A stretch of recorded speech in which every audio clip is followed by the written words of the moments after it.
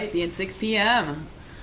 Note this meeting is being televised, streamed, or recorded by Bourne TV. If anyone in the audience is recording or videotaping, they need to acknowledge such at this time. I see. This is Michael Roush with the Bourne Enterprise. I am audio recording. Thank you, sir. I see Helen as well from Bourne Enterprise. Yes. Okay, thank you. Please refrain from using flash photography. If anyone from the public wishes to access the meeting, they may do so by calling the following conference line: 1-929-205-6099. Zoom meeting ID 897-1229-3538. Password all caps Bourne. The Zoom chat will not be monitored. Participants who wish to speak must raise the hand icon until the chair asks them to unmute. All items within the meeting agenda are subject to deliberation and vote. 6 p.m. We're having a joint meeting with the rec committee. They are coming through the room, and should I let them start their meeting first? They need to open. They need to open their meeting, or is it still open? You adjourned? Oh, they adjourned. They can reopen their, they can. All right, I'll let them do that before we move on to a moment of silence. When they come in. Once you're all here, sure.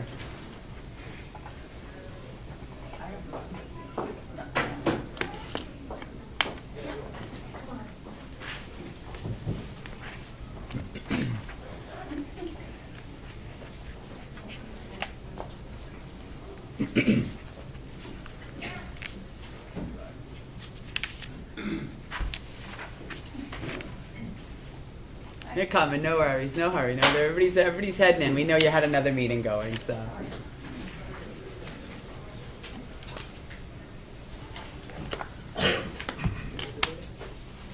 Is that everyone? I don't know. No, I see Lori Gilbert's not, I don't know if she was in the meeting. Call out meeting to order, the rec committee. Oh, there they are. Okay. All right. So we will start with a moment of silence to recognize our troops and public safety personnel. Salute to the flag. Pledge allegiance to the flag of the United States of America, and to the republic for which it stands, one nation, under God, indivisible, with liberty and justice for all. Thank you. Okay, moving right along. So we have a discussion, next on the agenda is a discussion with the Mass DOT Bridges team. And tonight's agenda is strictly related to the Keith Field mitigation. So we're going to keep the comments and discussion related to that situation. So I'm assuming our presenter will come on up and. Yep, Ann Kennedy from MassDOT. Okay, Ian, I'll let you introduce yourself at the mic so the people at home can hear you. Thank you very much. Hello, my name is Ann Kennedy. I'm with the Massachusetts Department of Transportation. I'm here with two of my colleagues from the Cape Cod Bridge Design Team, Dave Anderson and Mark Kolonowski, and Jackie Goddard. Thank you very much. Thank you. And yes, today we just want to discuss some components of purpose for our meeting, our discussion today. We'd like to go over some project updates, and we'd like to present some proposed use of the Keith Field Recreation Area. And we also plan to. Comment, please. It's very, very difficult to hear you in back. Oh, okay. Apologies for that. Do you want to invite the rec committee? Do you Yeah, want to you come can up and sit at the table with us? It might be easier. We're welcome to have you if some of you would rather. If you want to hear better, there's plenty of seats. I just think maybe if you talk. Speak a little louder, that's all. Ma'am. Understood. Sorry. Is that better? Yes, that's much better. Okay. Thank you. The microphone's actually only for that For the purpose, online, so it yes. doesn't It project into the room. It doesn't. Sorry, okay. yeah. Okay. So- Well, thank you. And as I was just saying, we'd like to just give a brief update about where we are right now. And can you hear me now? Is that better? Great, thank you. We're going to discuss the Keith Field Recreation Area, and after that, we want to give an overview of the Section 4F de minimis letter terms and agreements, and then review some next steps. And here, what we're going on right now, we actually have some revised preliminary designs for the Sagamore Bridge. They're currently under review for Mass DOT. And again, can you hear, is it okay? Can you hear me in the back there? Thank you. And with that, we're also preparing our design build procurement documents, which we're going to be releasing and going over in the spring of 2026, so right around the corner. And currently we're getting ready what's called our final environmental impact report, our final EIR. And we hope to have our Secretary's Certificate of Decision from the Massachusetts Environmental Policy Act, and we're going to be publishing that. That will be published in April, potentially March or April of this year of 2026. And we're also working on what's called a combined final environmental impact statement. That's a final EIS and a record of decision under the National Policy Act, and this will be published in June of 2026. And we will include with that responses to all comments, public comments that we received on the draft EIS. I know many of you have commented on that, so I do appreciate that.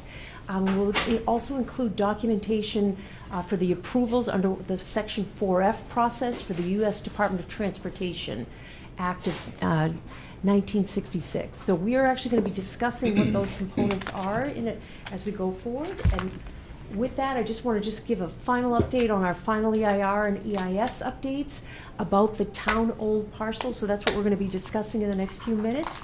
We're going to have updated proposed conditions. With the proposed state highway layout, we're also going to be providing updates on the pedestrian bicycle facilities and connections to the canal service roads. We're going to be providing updated mitigation of the use of Keith Field area by the Sagamore Bridge project. And we're also going to have the final Section 4F documentation, EIS only, for the use of the Keith Field recreation area. So with that, I'd like to turn it over to my colleague, Mark. Mark? Thank you, Ann. So as Ann is describing, most of, if not all of everything that we're going to be presenting here this evening will be included in our upcoming environmental documents. So we have draft environmental documents that were made available to the public this fall in early winter, and then as we respond to comments and we move into the development of our final documents, a lot of these details and the presented and the feedback that we received here tonight will be incorporated into this future document, anticipated to be published in the spring of this year. So very timely meeting. So Keith Field, I'm sure most of us here are very familiar with it. It is in the Sagamore South quadrant off of Sandwich Road. It is a little less than 3 acres. We understand that it is a significant recreation facility for the town, gets a lot of use, both in terms of youth baseball, but then Babe Ruth Baseball League as well, and I'm sure there's other teams that are playing there. With like any other traditional baseball field, it includes a dugout, lighting, spectator stands, there are tennis courts, parking for 26 vehicles, and bathrooms. And we're also aware that Keith Field was the subject of evaluation as part of a recent recreation feasibility plan, and Keith Field was identified as a potential location for future batting cages, which I'm sure is important and relevant to this conversation. So what is being proposed in terms of impacts and right-of-way impacts as a result of what's being proposed is the result of a bicycle and pedestrian path connection heading north off of Sandwich Road and then connecting to the Canal Service Road. Right now, it is envisioned that this multimodal facility would be located outside of the existing outfield fence. And that would require about, what do we have here, a little bit more than 1/3 of an acre of construction easements to construct that path. What's also proposed is, because there's going to be improvements on Sandwich Road, which I'll speak to in a moment here, there's also less than 1/10 of an acre of permanent easements that are going to be required for underground utility relocation and improvements to Sandwich Road, some widening and other safety improvements to facilitate better operations of Sandwich Road. So in total, a total use of a little less, 0.4 acres of impacts to Keith Field.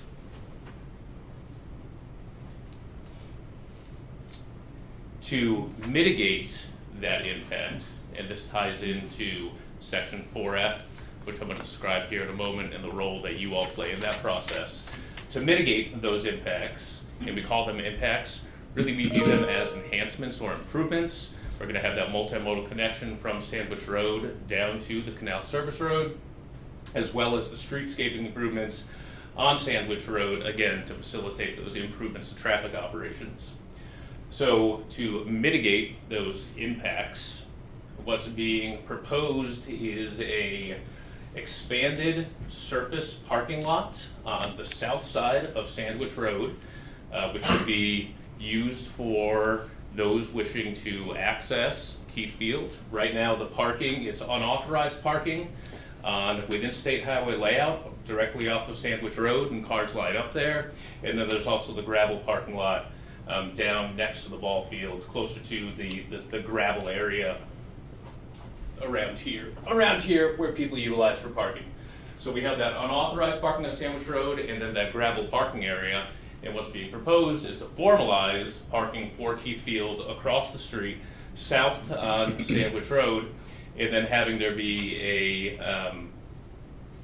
protected pedestrian crossing of Sandwich Road, which is envisioned right now to be a flashing beacon. So this is what you would see right now if you were standing looking west with Keith Field on your right, and you were looking at the Sagamore Bridge. You see the Canal View Apartments there on the left, and again, right to our right would be Keith Field. What's being proposed, this is a rendering. You can see the sidewalk on both sides of Sandwich Road. Beyond the sign, where we see Canal View Apartments right here. You can see a rendering of the proposed surface parking lot. So we really are envisioning many improvements at this location, both in terms of access to the recreation area, the multimodal facilities, and improvements to Sandwich Road and the traffic operations. So Section 4F, for those of you who have participated in any of the public events over the course of the last several months, you may have heard this term. It gets a little bit into the jargon of the world that I live in, right? The regulatory aspect of it all, but it's really, really important, especially where we are right now in our environmental process. So Section 4F of the US DOT Act of 1966, it's in place to protect recreation areas and historic resources from unanticipated or avoidable impacts to these significant types of features. It requires coordination, it requires review, it requires engagement from the members of the public, and ultimately concurrence from the officials with jurisdiction, and I use the air quotes there because that's a formal term under Section 4F. So as part of the Section 4F review process, there's a number of evaluations when we look at our impacts, and it starts with what we're talking about right now, where what is proposed in terms of use or impact isn't going to detract from the function of a recreational resource. So what's being proposed here is to improve accessibility, access, have safe pedestrian and bicycle access from either side of Sandwich Road to Keith Field, and then also offer an opportunity for increased connectivity to the Canal Service Road. So when looking at a de minimis determination, we call that de minimis because we're not significantly impacting the resource. We look at these three criteria. Now, number one is whether or not the use of the resource, including the efforts to minimize or mitigate harm, and in addition to enhancements, would not adversely affect the features that would result in Keith Field being eligible for protection under Section 4F. So for all the reasons that I just described, there's actually a improvement, we believe, to the resource that would qualify for a de minimis evaluation. Now, the public has been afforded an opportunity to review what's being proposed. That's why we're all here tonight. Last week, we held a recreation open house. In the weeks before that, we held a public hearing on our draft environmental impact statement, where these and other recreation impacts were described. In addition, there has been ongoing coordination with the town of Bourne, with other officials with jurisdiction, the Bourne Recreation Authority, and the Army Corps of Engineers. So the public is right now, there's a public comment period open, 2 weeks to comment on the information that was presented last week at the open house. And then lastly is the officials, the town, providing written concurrence with this determination that what's being proposed, the impacts are not going to adversely affect the facility, Keith Field. So next steps in all of this, we would love to hear your thoughts on what's being proposed. Again, understanding that Keith Field was the subject of study in the feasibility study related to the batting cages. Would love to hear your thoughts there. And then once we've had an opportunity to engage, have a discussion, hear your thoughts, the next step would be then for Mass DOT and the Federal Highway Administration to formally request concurrence specific to the de minimis determination. And this is all part of our larger environmental process and necessary to conclude that environmental review and then move forward towards construction. So with that, thank you. Happy to answer questions. All right. Yeah, maybe it was answered on the screen, obviously I can't see it. Who owns the land for the new parking lot on the south side of Sandwich Road? Yeah, you should come on up to the mic if you could. I'm sorry. We do. Apologies. Would you like me to repeat the question? Yeah. Sorry about that. Any questions? Just Sorry. make it for the folks at home. Yeah, Jim Linsky, Recreation Department. Who owns the land for the proposed new parking lot on the south side of Sandwich Road? That property is part of the same property as the Canal View Apartments. Mark, the- I'm sorry, you're gonna have to share the podium. Sorry. That land is part of the property, which includes the Canal View Apartments. So that land will be taken from Canal View Apartments? Not the entirety, that portion of undeveloped land, which is being proposed for the parking area, would require taking, yes. Thank you. Thank you, Dad.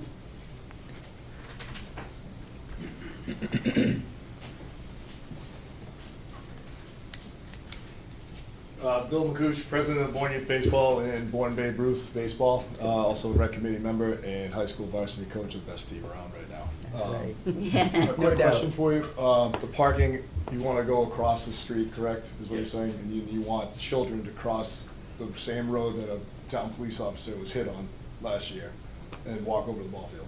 That's what we want to do? That is the proposal, but it would not be unprotected. There would be a crosswalk with a flashing beacon at that location. And that flashing beacon is going to stop all pedestrian traffic from our children crossing the street? It's a 100% guarantee that no child will be run over in that crosswalk? I cannot 100% guarantee It that. seems like a bridge that goes up and over would be, that you see in a lot of cities, would be more feasible there. I don't feel comfortable with my children having to cross the street to go play baseball.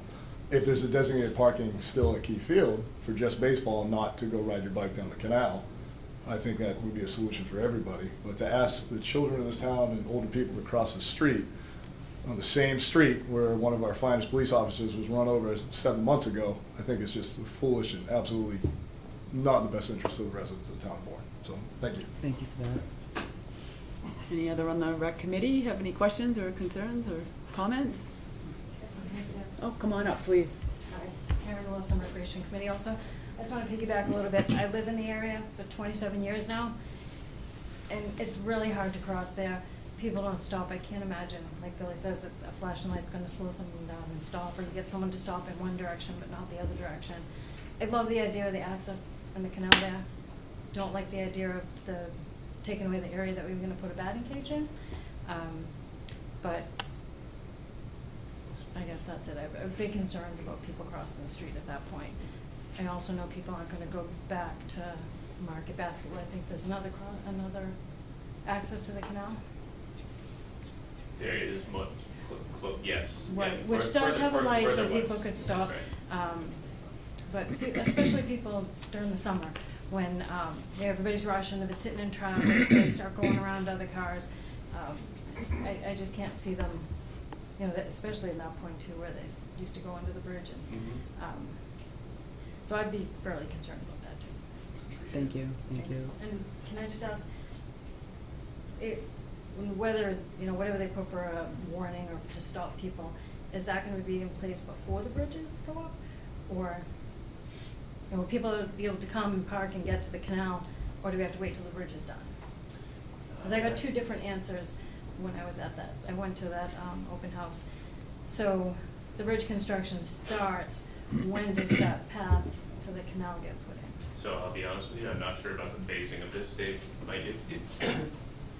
Yeah, it's envisioned to be one of the earlier activities would be to make those connections. And I should mention those connections, we're still working with Mass Transit and Rail, FRA, Mass Coastal, to get approval to make those connections. Those conversations are actively ongoing. Thank you. Is, at any time, is the field gonna be, will we lose use of the field because of the project? No. Or is it just that area? No. All right, thank you. Okay, I'll go to the select board. I guess I'll start up in Zoom world up there. MJ or Peter? Oh, Melissa. I'm sorry, we have another? Oh, so I'm so sorry. I didn't see you standing there. Come on up. Sorry about that. One more. Hi, Linda Fletcher. Sorry, Linda. Pecasset and Mass and Recreation Committee member, but I'm going to just speak as a parent. We have that field used mostly in the spring and summer. I agree. That was the same road that a police officer was hit, and lights now are up. Thank God. I am very concerned as a grandmother who will have somebody playing over there and young kids crossing that road with just a flashing light. If a police officer couldn't stop an accident and get hit, I'm sure a flashing light isn't going to be more of a deterrent. So I understand that you need to do something, but that's not the answer. Thank you. Okay. All right. MJ, Peter, I guess we'll start up top. I don't see any I hands. think- Oh, go ahead, Peter. Sorry. As we heard from multiple recreation committee members, you know, it is an unsafe area. At times trying to cross that street and putting that parking lot, I know that's available undeveloped land, but I think we need to go back to the drawing board and see what other alternative plans can be designed, because I think this proposal as it is, in my opinion, a proposal of last resort. I guess think we're doing, you know, you're in feasibility now, you're in design, and so I think this would be the time to take the comments from our recreation committee members and see if we can find an alternative that can work for everybody, because as Billy McCoos and others said, Officer Dober was hit at the Upper Cape Tech entrance 7 months ago, and he just went back to work in the last couple of days. We also had an incident on Main Street at Buzzards Bay Park a couple of years before that. They're coming down that hill through the traffic light, and they don't slow down, and the person ended up getting hit. So, I mean, I just think that we need a plan that has design of common sense, because that's a very heavy traffic area, and if we're gonna do it, let's do it right the first time. Thank you, Peter. MJ, I see your hand. Go ahead. Thank you. I have a couple things to say. First of all, it's very difficult to have slides presented like rapidly at the meeting without having had a chance to review the plans ahead of time. I would need more time to be able to look at it and see. There's no explanation of alternatives that were considered on the same side of the road as Keith Field. Like, what other alternatives have been considered and why were they eliminated? So that's another concern. I think the concerns raised by the Recreation Committee are valid, and we've had the flashing pedestrian lights at that were installed at the Bourne Rotary, the North Bourne Rotary between Main Street and Scenic Highway, and I've seen so many cars run through those that they don't understand what it is. It's a new concept, these flashing red light crosswalk things, and I think a lot of drivers don't even know what they are. So I'm very concerned about this, and I'm concerned that there were not alternatives presented to the Recreation Committee and to the Select Board, and that we are being presented with this is what we think we should do, instead of involving us in the discussion of the alternatives and what alternatives will work best for the town of Bourne. Thank you. Thank you, MJ. Well, I used to work at the Bridgeview School. My kids went to school there, and that was before the traffic changes, and it wasn't just a one-way road, and I saw a lot of accidents, and I've seen people get hit. I've seen my motorcycles get taken out. It's deceiving how it looks like a village, feels like a village. It's not, and there's big trucks, and a lot of it is commuter traffic. It's not necessarily people that are new to town or don't know where they're going. It's people that know where they're going, and they want to get through that. Once they get through that light by Market Basket, they're just like on their way and going around. So I'm concerned about that land taking, and I really would like to see some alternatives, and to have some overlays of what's going on with some phases perhaps presented along with it, so we can see, peel it back and see how it's going to impact each step.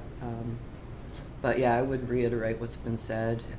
It's concerning, that crosswalk. People don't yield, never mind, slow down for, we need gates these days and red lights more than flashing lights. So, thank you. I'm not going to repeat what's been said, but my biggest concern was the safety of pedestrians crossing along that, from the parking lot getting to the field, especially the kids. Yeah, and that type of light is confusing. Sometimes, like, am I supposed to stop? Am I supposed to go? It's flashing. It's what, yeah. Oh yeah. That particular style of lighting, I don't think is going to prevent or keep people safely crossed in that particular road. Yeah, I think I can attest to it. I don't want to repeat what everyone else has said again, but I mean, I may be a Cedarville girl, but I grew up down in that turf over there, and I spent my entire childhood running amok in that specific area across from Keith Field. And I know very well, before the road was one way up and before we had, 50,000 people coming through our town, it's grown significantly since I was a teenager, obviously. And it's pretty it's dangerous, and there's never been a light there at Louis Market. That was always an issue, getting across there as youth. And I can remember almost being hit crossing that street, at some time. So if there was a way to have an alternative or a walk light, do not walk, or some other proposal, that would be great. So, yeah, I agree. Go ahead, Bill.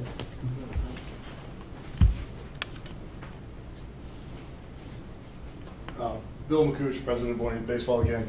This is the second part that they mentioned, that they were going to take some land away that Bourne Youth Baseball plans to use for future batting cages.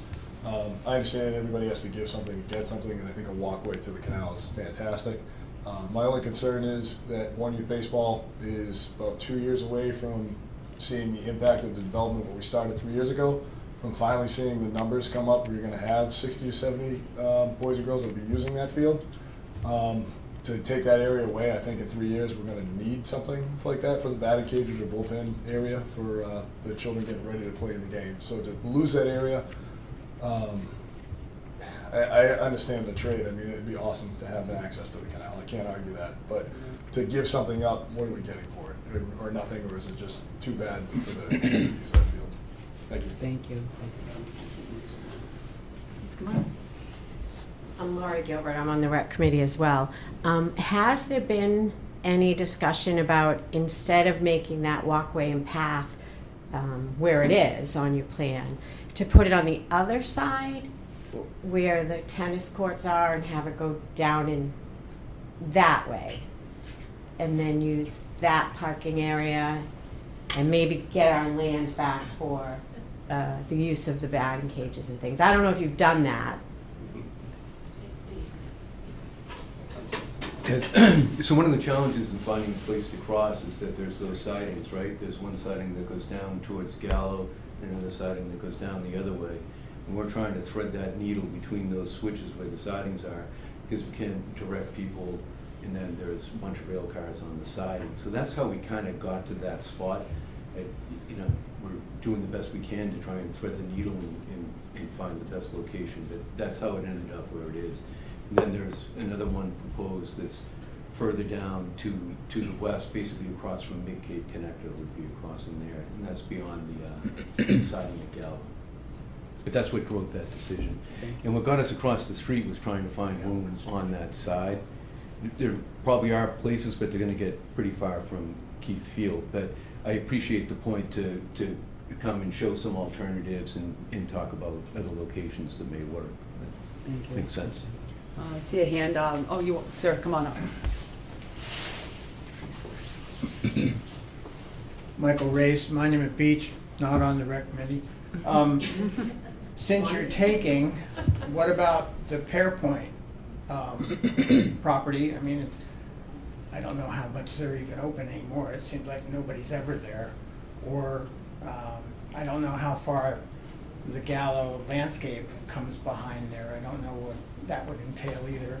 But the Pearpoint abuts Keith Field on the west side that would make a great parking area, it seems like. Oh, okay, yeah, come on up. One more thing. It's kind of Keith Field. I know I spoke to you the other night. Yep. Karen Wilson again, Recreation Committee. I know the canal paths are for the Corps of Engineers, but they give us recreation. We're supposed to be open. So the people coming from Sandwich, they're gonna be impacted both ways. Won't be able to use the whole path. So I think is it 500,000, 700,000 people a year use those paths. Come in, do business in the town. When you start working on them, it's gonna be 10 years, 11 years. And so people, if those paths are not in place, the people are gonna get, they can't get past the bridge. They're gonna stop coming if, I wouldn't ride my bike for a mile and a half and come back. I see people going by every day that go way past the bridge and come back. So we're taking away that area, they'll start going somewhere else. They're not coming back, they're not bringing their kids, they may not come back. So the town's really impacted by that. I know I talked to you on the other side, you can't do anything about that, but if you could have the paths in place before the bridges are done and in the beginning of the project, then I think people at least have a way to go around and use the whole path, and we probably wouldn't lose a lot of people coming to the town for that recreation. Thank you. Does that make sense? It does. Yes. And so it becomes more about timing and making sure that those routes are in place before Right, so if the construction. two paths, so you could go up as long as the road is safe. You can go up and around the construction, continue, and be able to come back. Mhm. Because there's a lot of people that train running, biking, rollerblading, even walking, and they come from Sandwich and they go past that bridge. Right. So now if you're saying, well, you can't exercise as much, we have to take a car somewhere, Shining Sea Bike Path, or they're gonna go somewhere else, Right. another time. That's just my thoughts. Thanks. All right, thank you. I see John York, your hand is up. Yes, thank you. I would second what the last couple speakers said about looking near the post office on that side of Keith Field. There's a siding there. It's always surprising to me that this $4.5 billion project is proposing to remove two bridges and replace them in their entirety with double spans, not just one, at each crossing. Can't talk to Mass Rail Division about adjusting that siding so it starts a few hundred feet further east and it's a single track there. That is a very small peanut of a project compared to the $4.5 billion project we're talking about here. So, but I know that Mass Rail doesn't have a representative on the project team. They should have from the very beginning. And there's a lot of internal things about one division of Mass DOT. This is a highway project, talking to the rail division, making requests, but come on. We live here, you have way better access to Mass Rail than we will ever have. And your project has way more weight than any of us will ever have in any transportation project in this town in our lifetimes or our grandchildren's lifetimes. You guys need to use your clout to solve the problems that you are up against. And I think getting that siding adjusted so that it was a single track there is something you should be looking at as an alternative. And you should get a statement from Mass Rail, if they're not gonna let you do it, exactly why, so that we know who the bad guys are. And it astounds me how little cooperation there is within Mass DOT for the different divisions to make this $4.5 billion project work. And I'm upset about that, but I think that the Hawk crossing signals are extremely dangerous. I can tell you, if it weren't that I spent my whole life often riding in urban settings on a bicycle, I wouldn't have survived the crossings that I do of the Hawk signals at Belmont Circle. You gotta be able to jump fast to get out of the way of the car that's going right through the red light. So I think,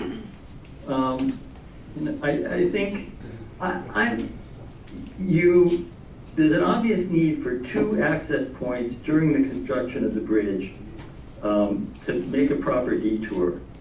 I'm not sure you need 2 access points in perpetuity to the canal in Sagamore, that close together, but obviously during construction you are going to need them.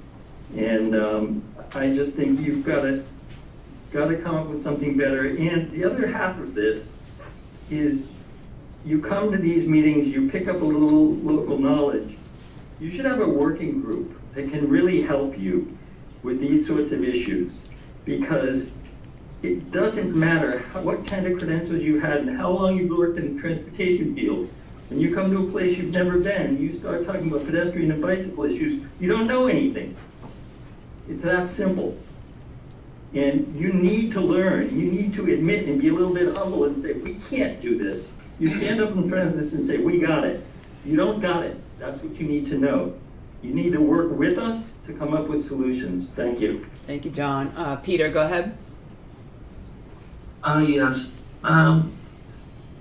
Us here, the residents and taxpayers, property owners here in the town of Bourne are going to be the one that's going to experience all the impacts, or the majority impacts. I realize that these bridges need to be replaced. We realize that people come and go every day to go down on the Cape Cod to work, or people who are vacationing. But ultimately, they will feel some impacts during these construction projects. But overall, it's us, our residents, our school buses, and then our various employees, and the list can go on and on, are gonna be the ones that are gonna feel this impact over the next 10 plus years. And I think that we should think about some reasonable mitigation options on behalf of the townspeople for the impacts that we are feeling here. And I don't know what those are, but it seems like in the town of Bourne, over my lifetime, we always end up feeling the brunt of these issues. And I just think it's about time that Bourne gets some benefit for this. Thank you, Peter. Or some relief. Okay. Any further discussion on this topic? All right, hearing none, I do believe that is the end of this discussion, and we need a motion to adjourn the rec committee. We're going to stay open at the select board level. You have one more question? Can we just get confirmation that we'll get copies of the slides that were presented, emailed to us? Yes, we will, MJ. Yep. You all set? Okay. All right, they just need to, you're adjourned? Yeah, they did. Okay, thank you. I didn't hear you. Thanks so much for coming after your earlier meeting. Those slides are not All right. I'll let them go out and then let's continue. Well, I guess next we have public comment on non-agenda items. Public comments are allowed for up to 12 minutes at the beginning of each meeting. Each speaker is limited to 3 minutes for comment. Board members are unable to respond due to posting requirements of the open meeting law. Do we have any public comment this evening on non-agenda items? You come on up, sir. Michael Race from Monument Beach. Good evening, and thank you for the opportunity to speak.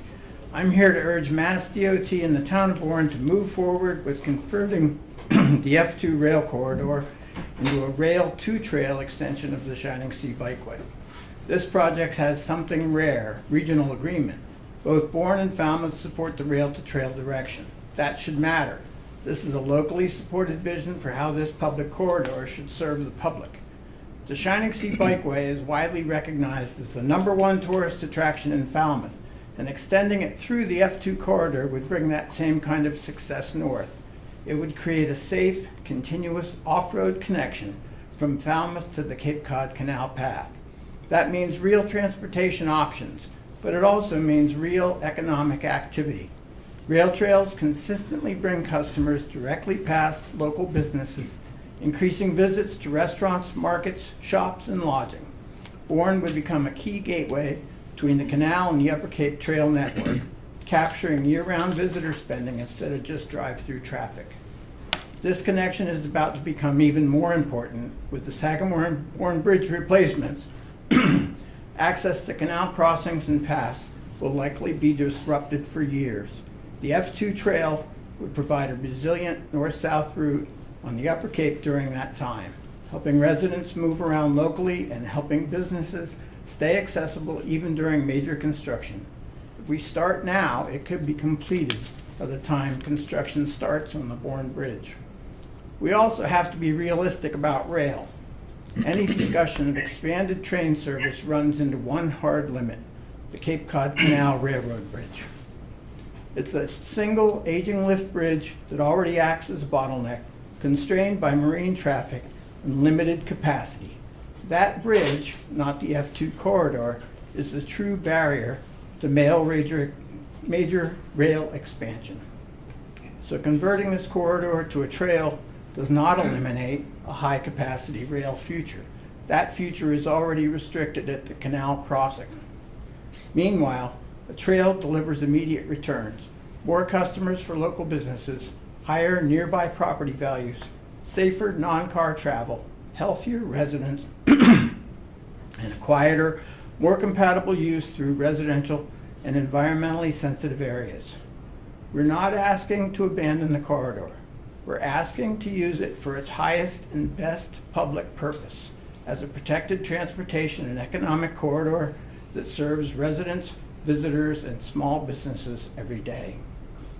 Given the agreement between Bourne and Falmouth, the coming bridge disruptions, and the limits on expanded rail service, we respectfully ask Mass DOT to begin planning and design to convert the F2 corridor into a rail-to-trail extension of the Shining Sea Bikeway. Thank you, sir. Thank you. Thank you. All right, moving on. Thank you. Next we have the discussion. It's Mass DOT Bridges team again. And again, this discussion is limited to town-owned property necessary for the construction of the Sagamore Bridge. And discussion is related to the vacant lot, which is the former fire station at map 11, parcel 25 is our discussion this evening. Thank you. Thank you.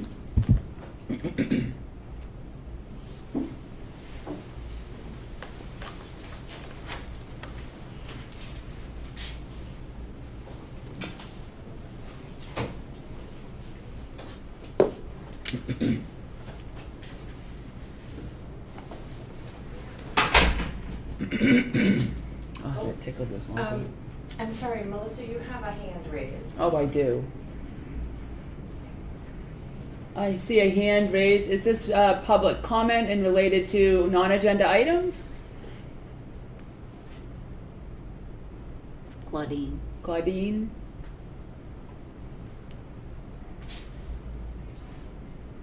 You're muted, Claudine. Oh, there we go. Oh, she's unmuted now.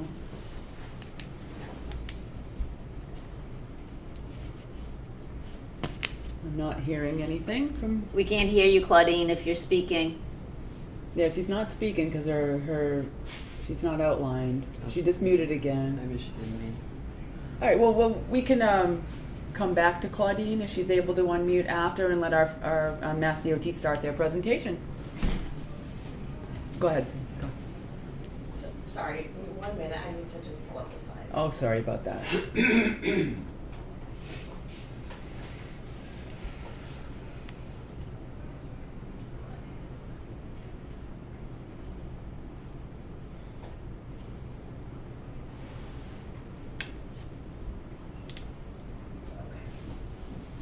good? Yes. Thank you so much. So I'm going to talk about a vacant parcel of land that is currently owned by the town of Bourne. And, you know, the main thing I want to do here today is just make sure we all are on the same page as to where this parcel is located, and then describe the reasons why it's needed for the completion of the replacement of the Sagamore Bridge. There's obviously a process involved in transferring ownership of property. I'm not here to talk about exactly what that process looked like. That would be something that would happen subsequently. That I just want to walk through the parcel and its current and future uses. So, looking at this image here, if you kind of focus in on the middle, that's kind of an expanded view where you can see towards the bottom of the page is the canal, and then running up and down the page, that'd be Route 3 turning to Route 6 as it crosses the canal.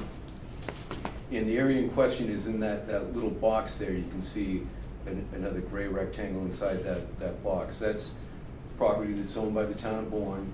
That was formerly a fire station. And when the rotary was replaced there with the grade separated interchange, that fire station was demolished, but the property remained owned by the town of Bourne. Now, for the replacement of the Sagamore Bridge, a few things are going to be happening at this location. The first is that on-ramp coming from Scenic Highway to get up and over and onto the bridge, that's moving a little bit. That's partly because the Route 3 and Route 6 is moving to the west, and it's partly to ensure that it's being designed in accordance with current standards. And we end up with the ramp. You can see it's just kind of on the northern part of the property. The red lines you see are bike and ped paths that are in the area. So in order to construct all this, to construct the ramps and to construct those bike and ped paths, we need to provide a contractor access to the property. Is that off the whole time? It's okay, keep going. So we need the property in order to actually construct the improvements, and then the property would be needed long-term in order to perform maintenance on those properties. So that's what the need is, that's where the property is, and this is just another view of it. This is a rendering of what it would look like. So this would be if you were kind of hovering above Scenic Highway and looking across the canal towards the Cape, maybe a little bit easterly. You can see the proposed bridge out there, and then the bike and ped paths is shown there in yellow, and then the ramp is kind of towards the left of the image. So does that all make sense, like why the property's there, why you guys still own it and it's vacant, and why Mass DOT is interested in a transfer of that property? Understood. Is that the last slide? Yes. Okay. Okay, thank you for that.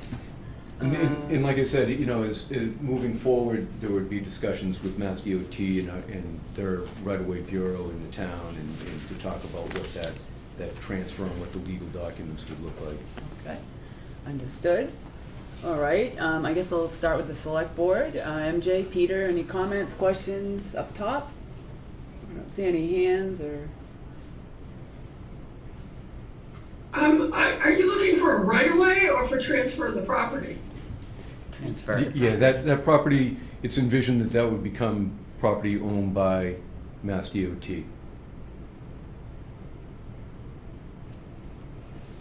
Okay. Peter, you all set? Yes, at this time I'm all set. Okay. Anyone else? Yeah? No, I don't have, it's pretty clear what we're doing here, so we don't need a motion on this tonight, do we? No, okay. All right. Oh, I see John York, your hand is, I see two hands are raised, but John, I'll let you go first because our, I can't remember her, I can't. Claudine, I see you're unmuted, try now. Still can't hear her, her audio must not be functioning. John, I'll let you go until we can try to get Claudine, her audio functioning. Yes, thank you. On this parcel, I'm following on MJ's question. So this is in the middle of the shared use path. It looks like it overlaps two of the sides of the oxbow and as the path winds its way up to the bridge. Does the town really want to give up that property? Do they need to? Can it be accomplished otherwise? Obviously, it's cleaner, in a sense, if Mass DOT just owns everything there. I think that's a valid question for the select board to think about. And I'll just leave it at that. Thank you. Thank you, John. Claudie, I think I keep getting her name wrong. I don't know, I'll let her try to unmute one more time. I'm still not sure if it was related to this or the open comment. Yeah, we can't hear anything. I apologize for that. It must be on your end somehow. Yeah, it is.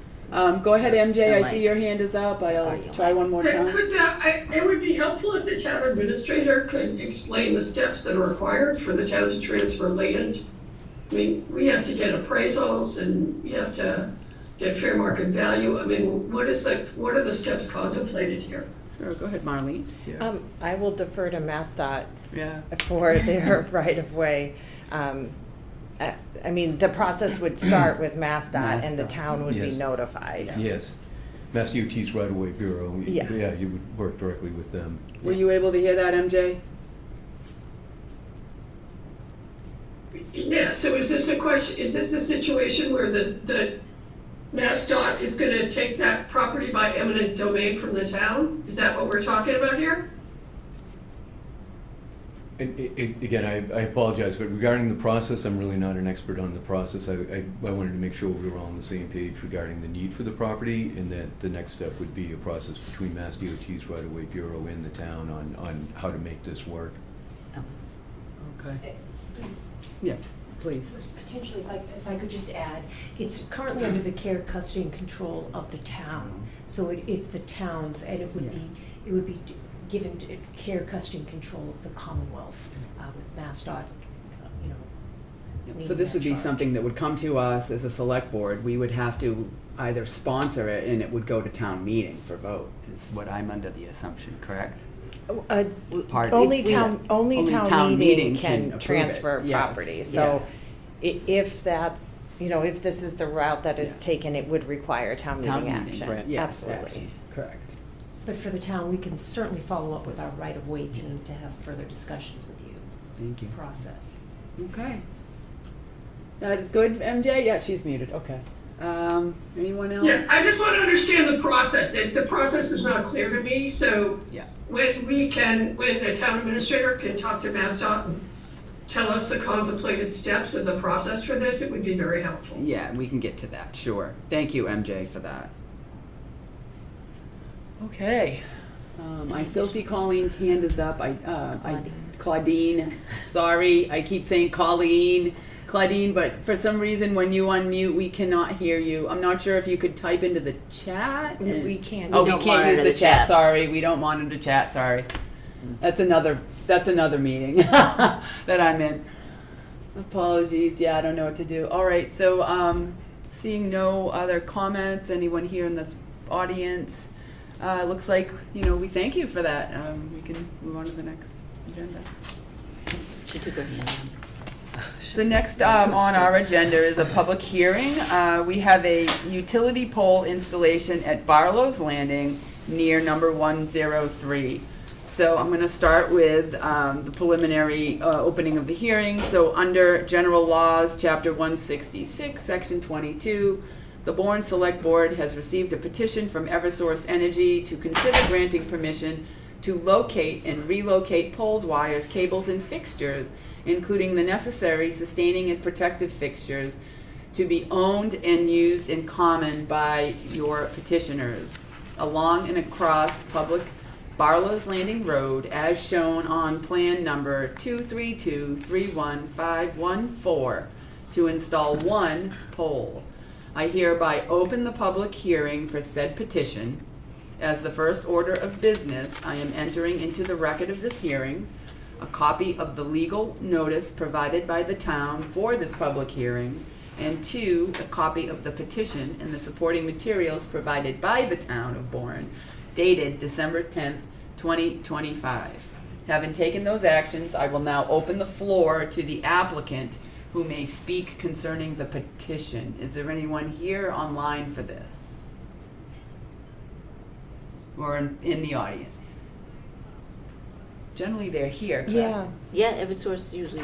Eversource is usually here. I do not see anyone. We can We can continue. Okay, just making sure. Let's continue, we have to continue to a date certain. Let's continue to February 10th. Okay. At So I sev- wouldn't open public comment now, we just continue it from here, Yeah. okay? February- So because the presenter is not present, we will continue to February.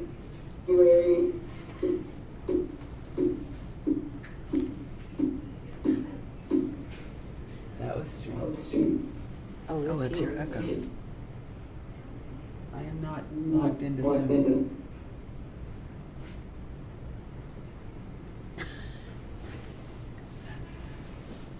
Okay. Somebody has me On TV. Is everybody? Can everyone mute? Everybody. Okay. Try it now. Strange. That's better. Oh, that's better. Okay. So Yeah. the February. I'm sorry. The date. February 10th at 7 p.m., please. 10th at 7 p.m. So we will continue this meeting. Motion to continue the hearing to February 10th, 7 p.m. 2026 for the reasons of the presenter is not here. Second. Okay, so we have a motion from Peter. Oh, looks like Eversource is on. Oh, are they here? Okay. Oh, wow. So they are We here. were seven, I Who's bet brought you the thought we were motion? seven. All right, so Oh, that's true. she withdrew the motion, so let's go back now. Thank you for that. So, having taken those actions, I will now open the floor to the applicant who may speak on the concerning the petition. Please go ahead, Eversource, introduce yourself and go ahead and take the floor. Hi, I'm Julie Longer from Eversource, and I am petitioning for a new pole, 5 over 17 and a half, in the right-of-way on Barlow's Landing Road. Thank you very much. Thank you. Okay, so hearing from the presenter, I am now going to open the floor for public comment. Each speaker is limited to 2 minutes. Before you speak, please state your name and your street address. If you have questions for the applicant, please address them to me, the chair, and I will ask the applicant to respond when the comment time has concluded. Do we have any comments from the public related to this poll hearing? Okay. Hearing and seeing none. I don't have to offer the applicants. Okay, so moving on, I'm going to now provide time for the select board to ask any questions or deliberate prior to closing of the hearing.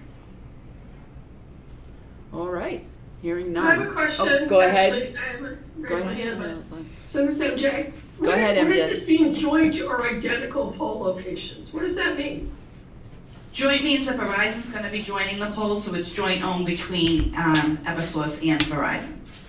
Okay, it's not like a double poll. No. It's a brand single new pole. Perfect, all right, thank you. Just make Thanks, sure I got MJ. my terminology correct. I'm good, thank you. Perfect. Okay, so now do we have a motion? Seeing no further questions, I need to take a motion to close the public hearing. So moved. Second. All right. So Anne Marie, second from Jean. Anne Marie, Yes. Jean, Yes. Peter, Yes. MJ, Yes, Melissa, yes. Okay, 500. The hearing is now closed. And now we need to take a motion to approve or not approve the petition as presented. Motion to approve the petition as presented. All right, motion from Peter, Second. second from Anne Marie. Any further discussion? Okay, hearing none, I'll do roll call vote. Anne Marie? Yes. Jean? Yes. Peter? Yes. MJ? yes, Melissa, yes. 5. All right, poll hearing is approved. Thank you. Thank you. Thank you so much. All right, moving on, moving through pretty good. All right, that's that. All right, next we have a public hearing, aquaculture license renewals valid January 1st, 2026 to December 31st, 2027. I'll defer to Hannah Lawrence, please. All right, Hannah.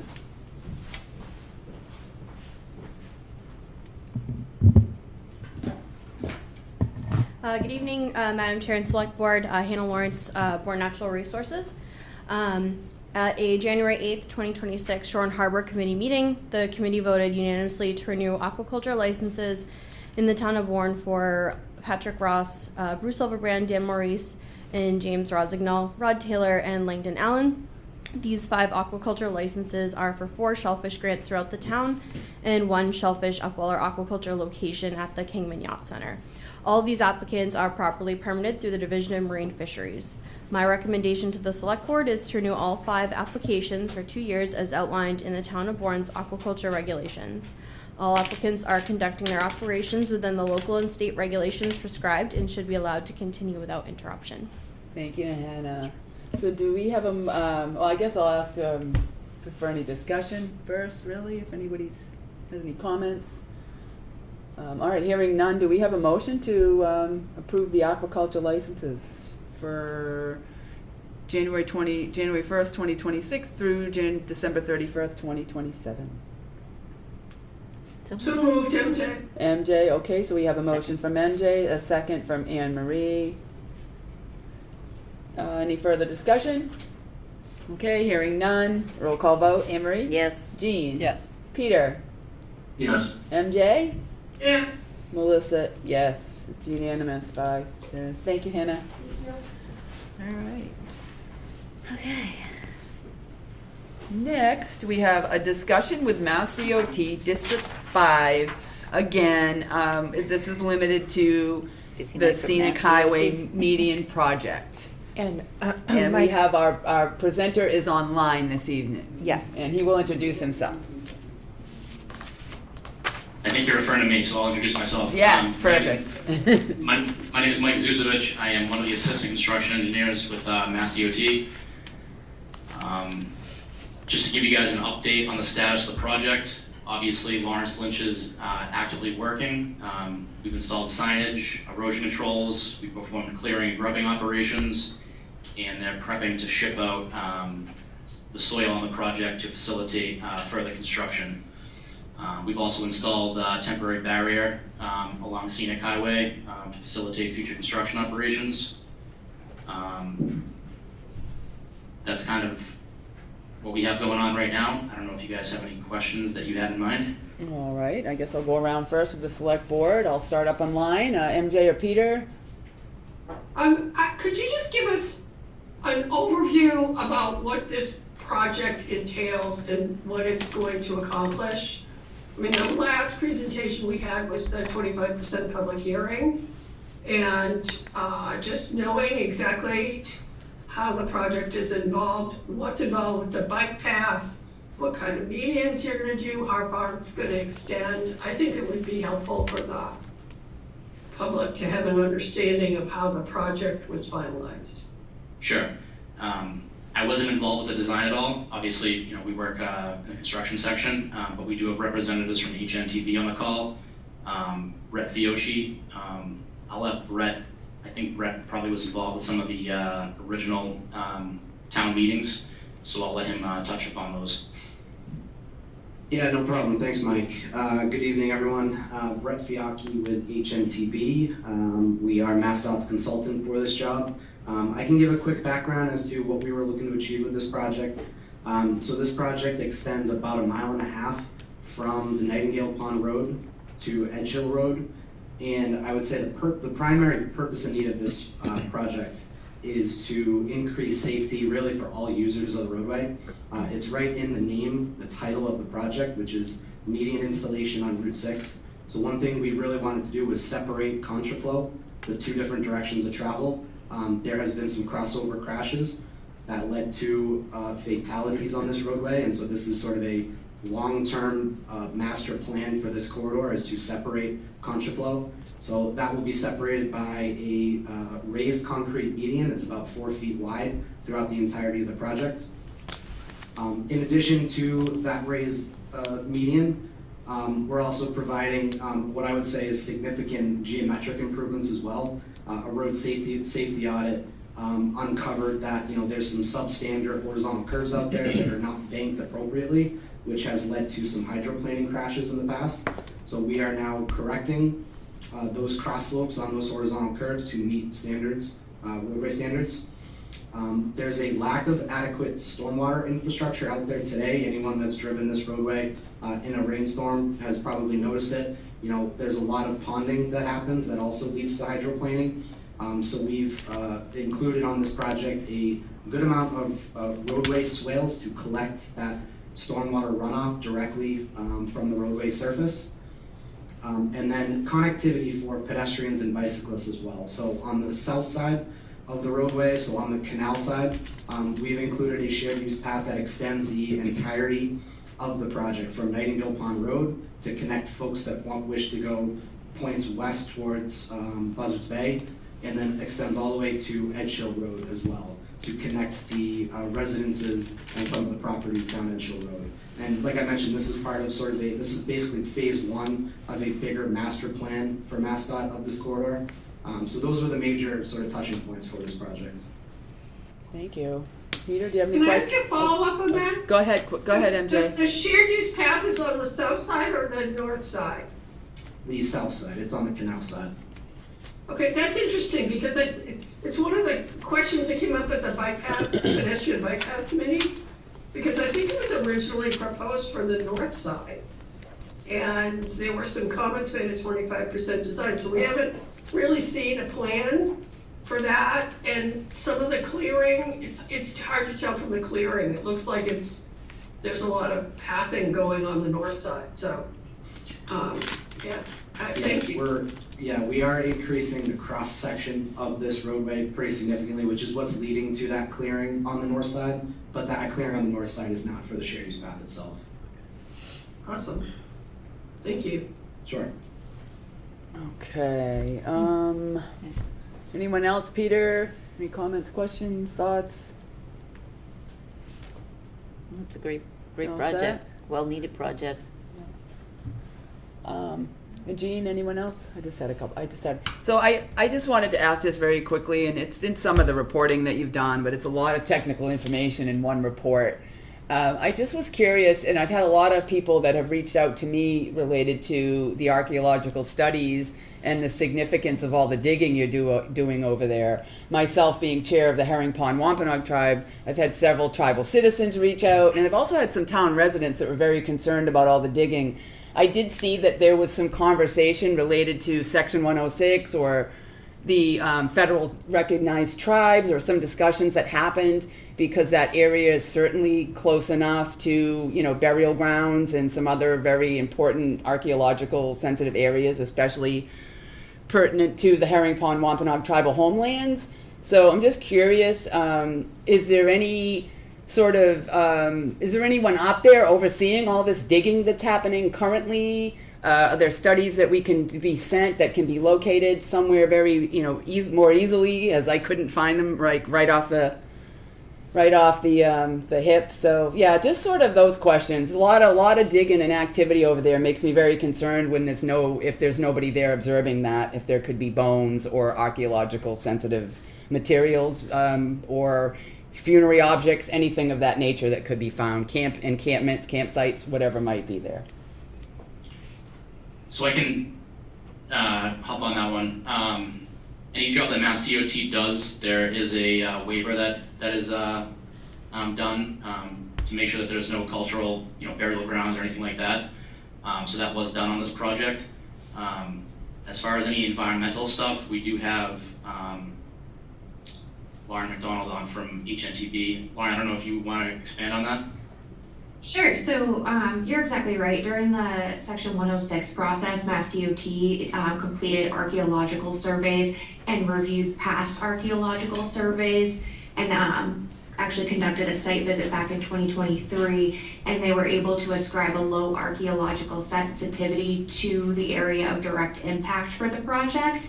And then I believe, and maybe Brett or someone else from Mass DOT could speak, or Michael, if you could speak to this, but Mass DOT does have procedures in place for if bones or other archaeological sensitive materials are identified during construction. I believe it's a part of the contract documentation.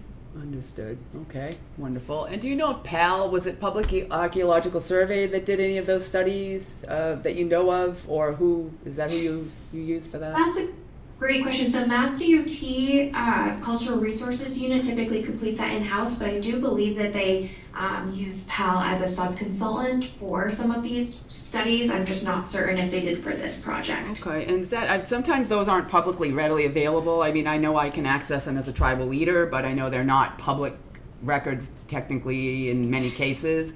Is that something where as a consulting party or something like that, the tribes or someone in that, we could request that information just to review it, or how does that happen? I'll have to follow up with you on that.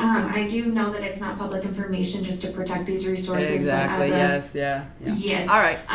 But as a member of the tribal committee, I can follow up with mass.cru and see if we can get you something. Yeah, thank you. I mean, I'm here at my capacity for the town, but I just think it's important that I've had a lot of inquiries from, like I said, not just tribal citizens, but town citizens that were very concerned about that sensitive area. Thank you. Thank you. All right.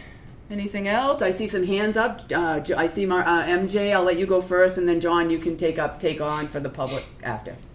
This is just a quick question for Brett. Are there any improvements happening at Nightingale Pond Road, or is it just the limit? Because there have been some crashes there where people waiting to turn have been hit, and is there any kind of turn lane or anything going in there, or is it that's just the limit?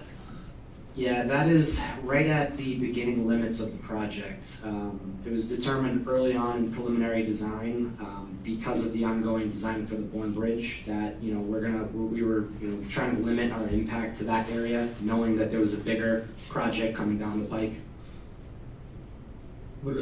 There'll be a roundabout coming right about that location as part of the Bourne Bridge replacement project, so I can see why MassDOT would stop at that intersection.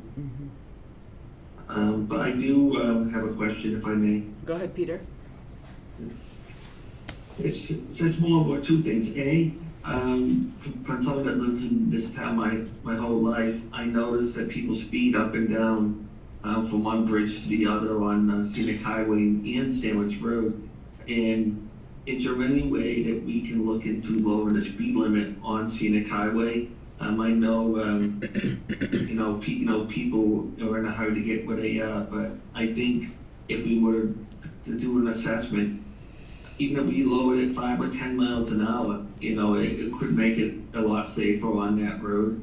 And the other thing is if you're going from Edge Hill Road towards Nightingale Pond Road, before you know it, you're coming onto residential units on that curve, and then you're going down the hill to Nightingale Pond, where, as MJ spoke about, there are accidents at those intersections, at that intersection. So proper signage or additional signage, maybe at Edge Hill Road, letting people know that traffic approaching or you're approaching an intersection ahead, would go a long way to maybe educate the public, so it's not, so maybe people can slow down and it's not as many accidents. Thank you, Peter. John York, go ahead. See your hand up. Yes, thank you. A couple of comments. It's a little bit like after the fact, horse is already out of the barn. But so I've followed this project, especially with an eye to the shared use path. It's my sense that the shared use path would have been better on the north side, but there was geography, the slope going up and the amount that you wanted to widen the road made you decide that you really couldn't squeeze a path in on the north side. I know this project had to get a design exception because there's no pedestrian facility on the north side. I think that's a mistake, and I think with a little bit more work, maybe you could have squeeze in a sidewalk at least on the north side. And the significance of that is, this is the most direct access to the Bourne Elementary School.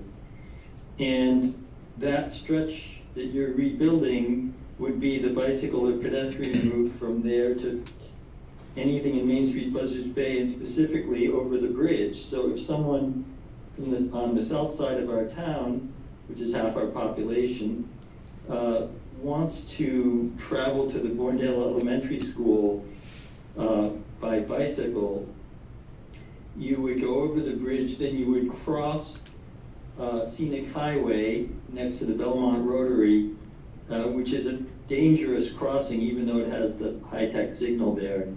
And then you would travel along the south side, the way the project's gonna happen. And then you gotta cross Scenic Highway. You gotta push a button to stop all this 60-mile-an-hour traffic on Scenic Highway in both directions. Cross the road at Edge Hill Road.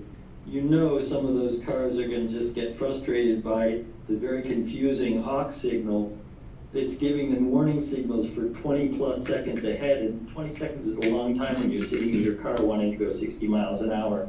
So often they give up and start up right when you finally get your walk light. So that seems to be a problem, and I understand that you can't always argue with Mother Earth if the slope is too steep going up on the uphill side of the road. It was hard to squeeze a shared use path in there, but even a sidewalk there would be helpful to connect Bourne-Dale Elementary School and the DPW facility for pedestrians and bicycles without having to cross Scenic Highway. So that maybe is something that should happen as part of the bridge project later on, or a Safe Routes to School project or something, but it's too bad it couldn't have gotten worked into this project.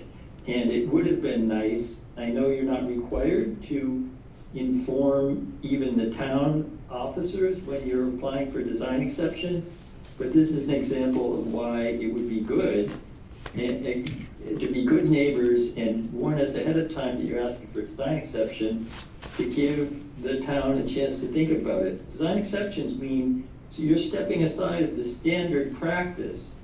And so just it's important for the people in our town to understand that the standard practice would have some kind of pedestrian facility on the north side of this road, and you asked for an exception for that.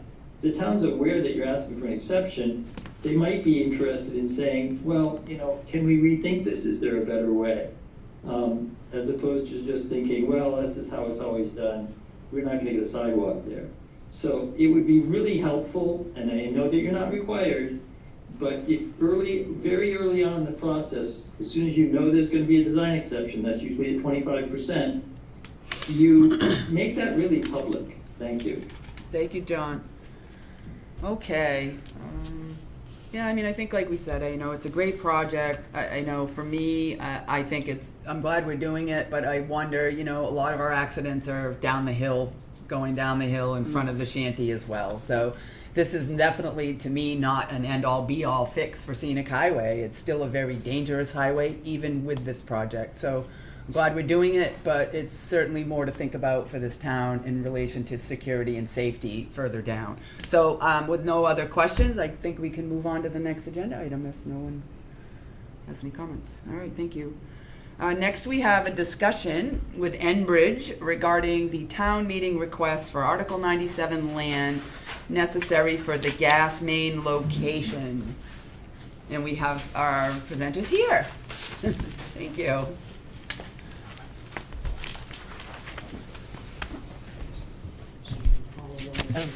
We have. Thank you so much. Yeah. I get it up, but that's awesome. Thanks. No, I'm good. I haven't. Yeah. Let me pull up. I'll pull it up on the screen. Oh, sure. One moment. You can go ahead. I can go ahead. All right. Sure. So, good evening, Madam Chairwoman, members of the Select Board. My name is James Quigley. I'm representing Enbridge Energy today and a Alcoa gas transmission.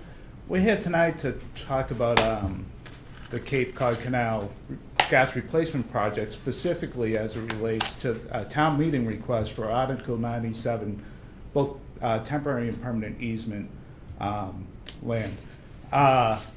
Just for a bit of background of where we are in the process, we did present in front of the Conservation Committee on January 15th. I think the conversation was fruitful and productive. They did give us some homework that we had to go back and complete it. We look forward to turning it in on the next meeting there on the February 5th, where we're hopeful there will be a vote to move forward on their end on the Article 97 side, and we'll go from there. But at this point, what I'd like to do is I'm going to turn it over to my colleague Nancy Kiss, who's going to give the presentation. All right, wonderful, thank you. Hi, Nancy, come on up. Hi, good evening. Nancy, I'm sorry to interrupt. I have this as a PDF, so just let me know when you want to change slides. Oh, and I'll you'll do it? scroll. Okay, Yes. thanks. All right. Good evening. My name is Nancy Kist. I work for Enbridge. Enbridge owns Algonquin Gas Transmission, and we have a project that we need to undertake because of the Cape Cod Bridge Replacement Project. So as a result of the decision that was made to either rehabilitate or replace those bridges, and Marlene, you can go to the next slide for me, thanks. We've been asked to move our facilities. Currently, Algonquin delivers gas in Bourne at the foot of the Bourne Bridge and at the foot of the Sagamore Bridge, and then National Grid distributes gas out both here on the mainland, but then they also have pipelines that are clad to both bridges that deliver gas over to the Cape side.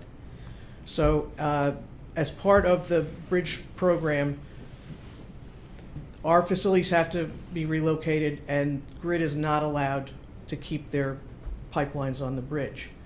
So what we've proposed, and you can go to the next slide, we've proposed to relocate our existing pipelines, and on the screen, the red lines are depicting the replacement pipeline that we plan to build.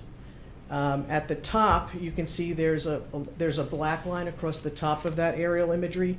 That's our existing G11 and G24 pipelines, which deliver gas at the Sagamore Bridge. Also on that drawing, there's a green pipeline that comes down to the Bourne Bridge. That green pipeline is in the way of the bridges, as well as in the way of some of the reconfiguration of the highway. So we are, to get out of the way of everything, and we've worked really hard with MassDOT, with Eversource, with National Grid. We've been in discussions with town officials for more than a year or so, just trying to gauge everybody's interests and input as to where we could put this thing that would not cause massive disruptions in the town. So, and what we came up with was following an existing Eversource high voltage power corridor that exists on both sides of the canal. And our plan is to relocate our pipeline facilities in the edge of that existing Eversource corridor. By doing that, or taking that route, we will be crossing three parcels, actually it's a total of 4, but 3 parcels of land that are Article 97. The other parcel is that firehouse parcel over by the Sagamore Bridge. But we figure we hope to be paying you for the easement interest before the MassDOT gets to you for wanting to buy the property. So, but that'll be for discussion for another day. Today we're really focusing on the Article 97 stuff. As Jim said, we presented to the Conservation Commission 2 weeks ago, and we're planning to go back next week. If you go to the next slide, Marlene, I can start showing the impacts. The 3 parcels of land, the first one is north of Bourndale Road, south of the homes that are on Yearling Run.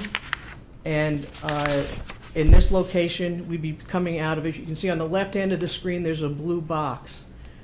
In that blue box, we have existing facilities where our G8, G11, and G24 pipelines all currently meet. And the plan is to come out of that box, that blue box, and head in a northerly direction and then turn right, to the south and come down into the Eversource corridor on the town of Bourne's lands and install a new pipeline on that side of on the northerly side of the Eversource corridor on the town of Bourne's lands that are subject to the Article 97 restriction. What we're looking for is a 50-foot wide permanent easement. We're working with Eversource on how we would use that easement, just so that we can make sure that we continue to play well in the sandbox with them. And we've got their buy-in on this route and this use at this location.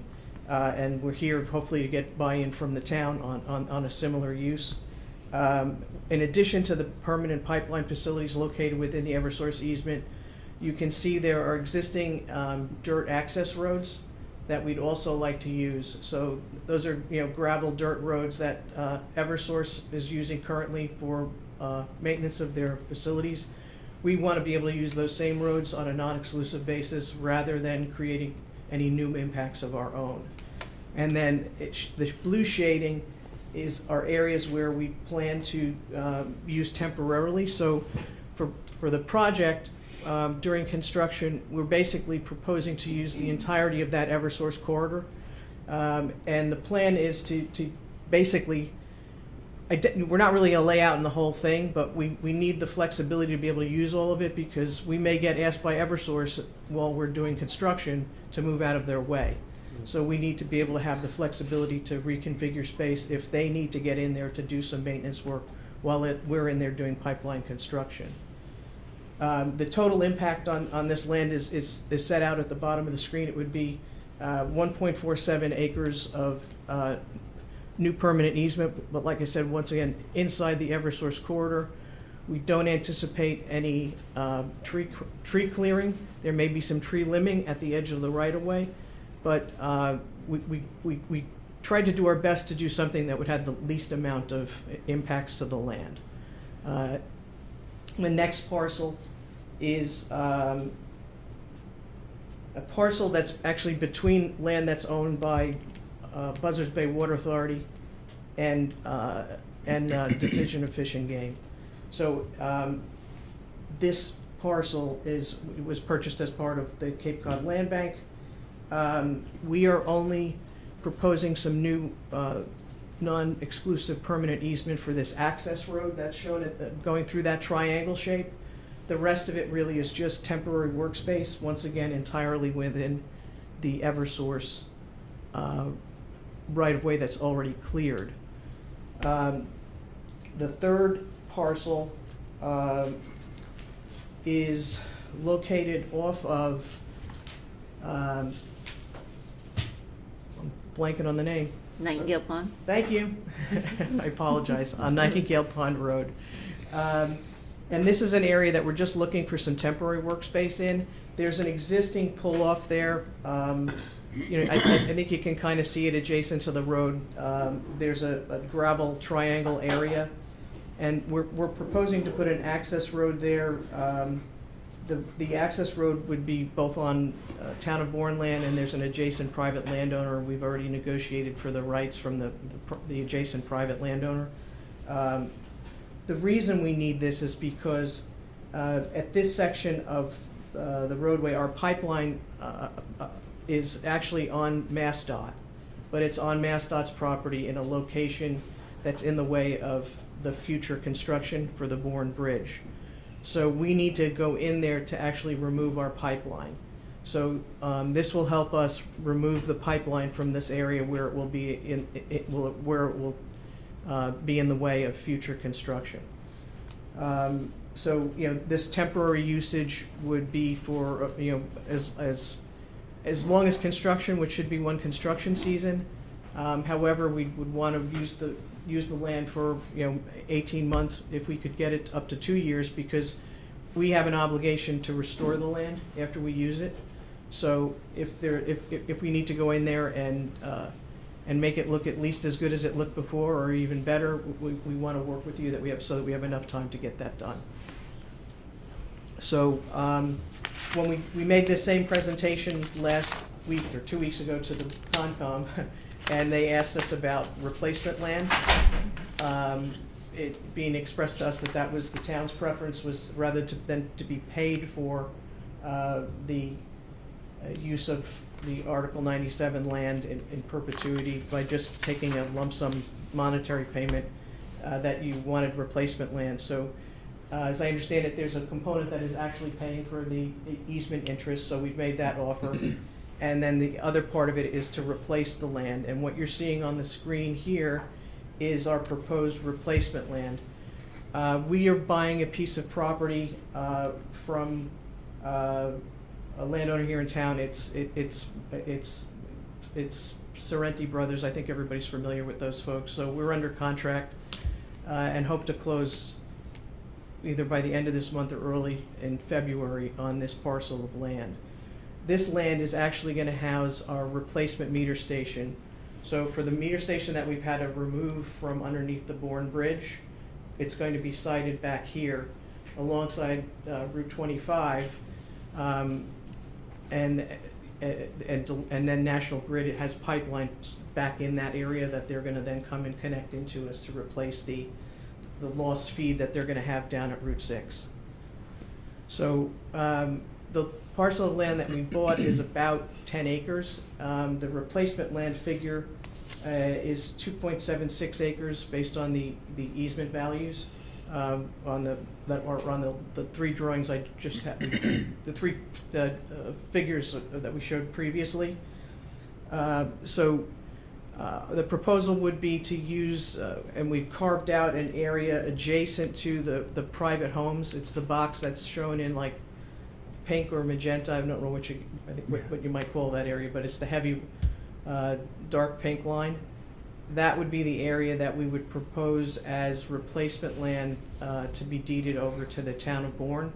As I said, it's directly behind homes that are on Deseret Drive, Mirasol Drive, sorry, on the backside of Mirasol Drive.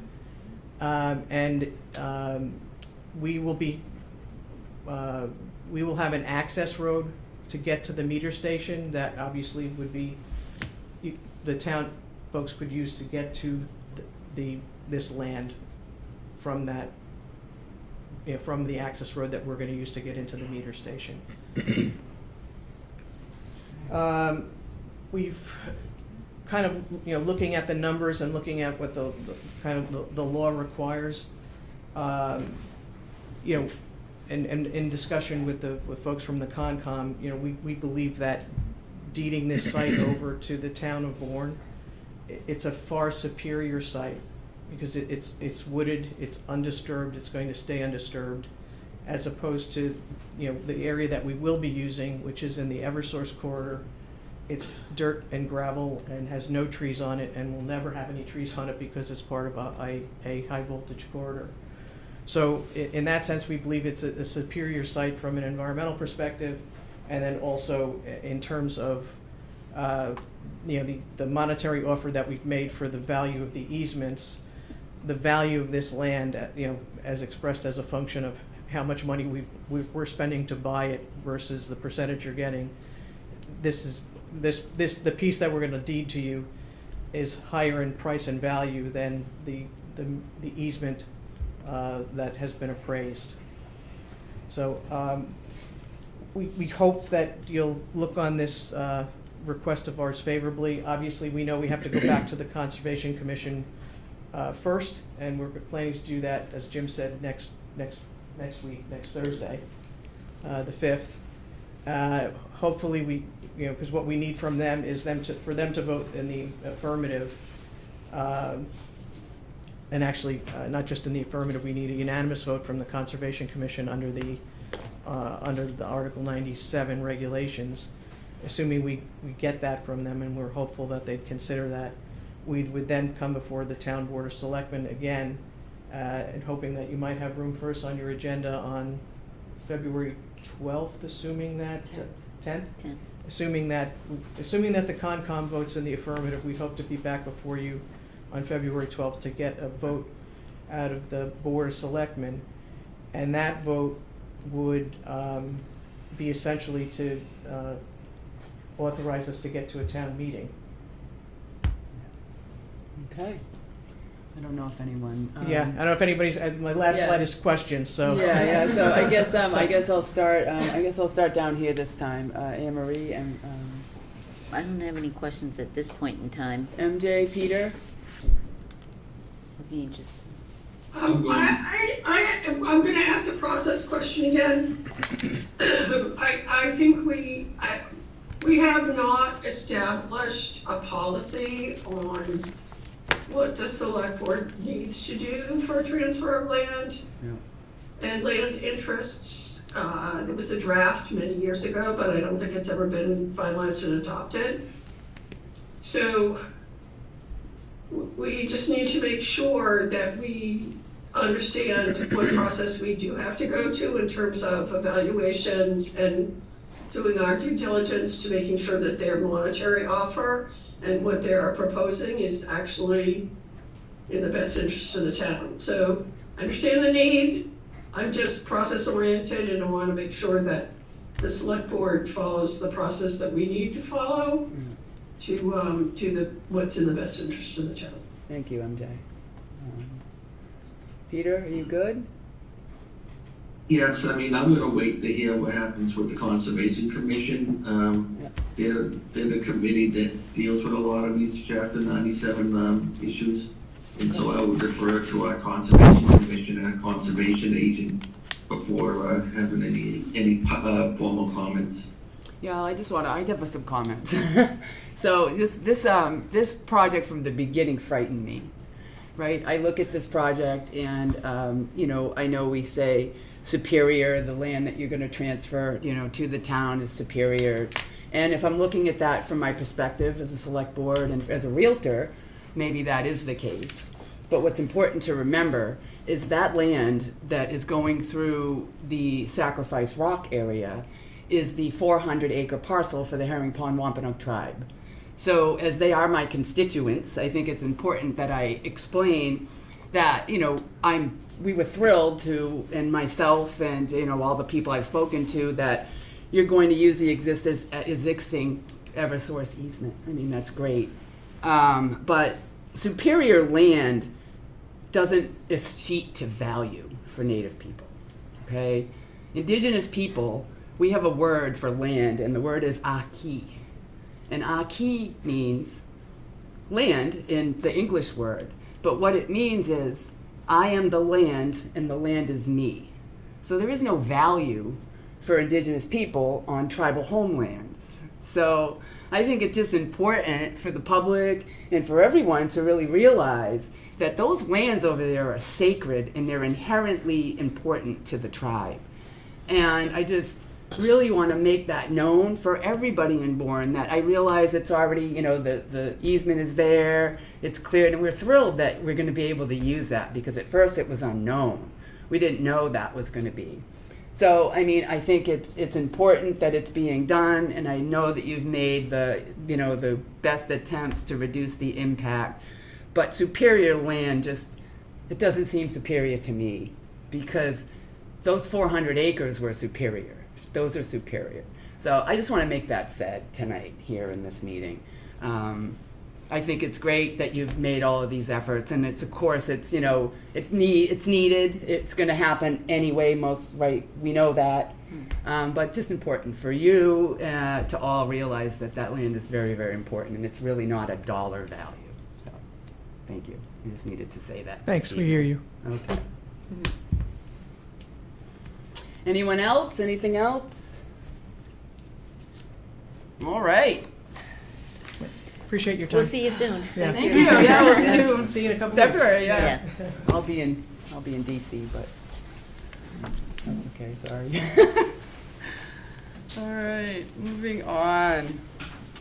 So, Department of Natural Resources, you're back. We finally got to you. You've been so patient. So we have the first reading of the Waterways and Marinas Regulations this evening.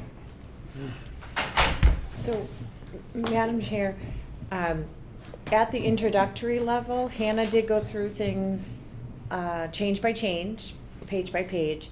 So this is really an opportunity for the initial thoughts of the select board members and anyone from the public who wants to provide input, for us to revise however you see fit. And then after this revision, or after the discussion tonight, after these revisions are incorporated, we will send these to town council, and then the second reading will have town council's input. So this is the chance to kind of adjust it before we send it to council. Okay. I'm gonna start up in Zoom. If MJ, do you have any thoughts? Peter? Questions, changes? And I'm here from the public. I think we've discussed it. I think we kind of talked about some of the issues. I don't have anything at this time. Yeah, I think I really need to look over it, but I'll ask Jean and Anne Marie and Peter first. No, I think it's reasonable, the increases in some of the fees are reasonable. I think operationally, I think you made some great adjustments so that as a department, you operationally it's a little smoother. Sure. Okay. Yeah, I think for me, I mean, I was hoping some of our fishermen might be here to kind of add if there was anything they may have seen. I think the only thing I really need to review is these, the required minimum standards for these spring-loaded safety hooks, screw lock, I really need to take a look at those. I had remembered that there was some concern about them from some of the fishermen, and I really want to make sure that those are written favorably. And I'm not saying that it isn't, and I'm not a expert in this by any means, but I think I certainly need to rehash that maybe 2.9.1. But I don't really have any comments right tonight either that I can add. So I think a lot of them were well made, procedural changes. We understand increases in fees because things increase, and we're at a really trying time right now, fundamentally and money-wise. So, yeah, I don't know. I guess if no one else has any... MJ, I see your hand. Go ahead. Yeah, so there was a question on, I don't know, it was 25, about the insurance. And I think I commented on this last time. It doesn't say what kind of insurance. Because they crossed out twice the value. I mean, they crossed out liability and coverage, so, and there is a note that says, and it's something town council can maybe talk about, but what kind of insurance we need $1 million of? Sure. Sorry, we're looking at the marina regulations now? Is that what you are looking at? 25 on marina regs? Yeah, I don't see insurance. Waterways and marina regs, Yeah, we MJ? lost her. Did she jump She's ahead, muted. maybe? No. Which one are you referring to, MJ, again? I'm sorry. Can you repeat that section? MJ, you have to unmute. You must have hit a button.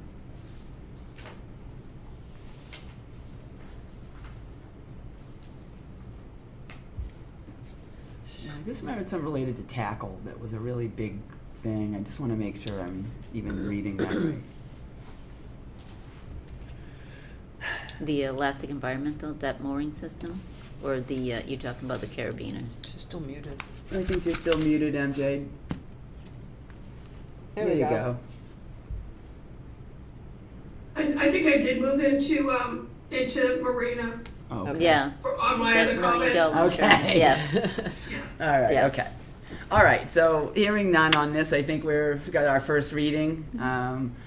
I guess we'll have to get to the second reading and see what we can come with for that and go from there. Thank you, Hannah. That's good work. Sure. So, Should we have a motion? Do we? Yes. Should we have a motion? yes, please, if Yeah. the board can please make a motion to have us submit both of these, the waterways and the marinas regulations, to town council for review and schedule a second reading when we have the comments back from town council. Perfect. Okay, do we have a motion for that? So moved. All right, motion from Peter. Do we have a second? Second. Second from Jean. Roll call vote, Anne Marie? Yes. Jean? Yes. Peter? Yes. MJ? Yes. Melissa, yes, okay. Get it to town council and then we can go from there. Thank you for that. All right, so next we have DNR/Shore and Harbor Committee Capital Request Annual Use of Waterways Fund. Well- Budget. Oh, Yeah. MJ, I mean, are we going through, we're not Do- going through the marinas regs, right? Because her question was relative to the marina Well, it's on here. regulations. Same article. Are there any? I'm fine with having town council review how we should be defining insurance in that. Okay. Perfect. I mean, I would defer to town council making that recommendation as part of his review. Thank Okay. you. Perfect. Sorry, I just wanted to make sure. Okay. Awesome. I guess, are there any other questions that anyone was holding for marinas? Not that I know of right this minute. I Okay. think, for me. Okay. I think. Then the motion was, MJ's the motion's motion good? is good. Yes. Yeah. Yeah, MJ agreed that to get it to town council, so we're good there. Thank you. All right, so next we have DNR/Shore and Harbor Committee Capital Request Annual Use Waterways Fund in its budget book tab 3. So the Department of Natural Resources and Shore and Harbor Committee are requesting $250,000 for an annual article for dredging, ramp, and pier repair and maintenance. So this is something that's requested every year through the Waterways Improvement Fund. So every year funds should be allocated to meet the town's dredging needs and repair and or maintain the town's public access piers and ramps. So dredging in the town of Bourne, as in any waterfront community, happens when permitting allows.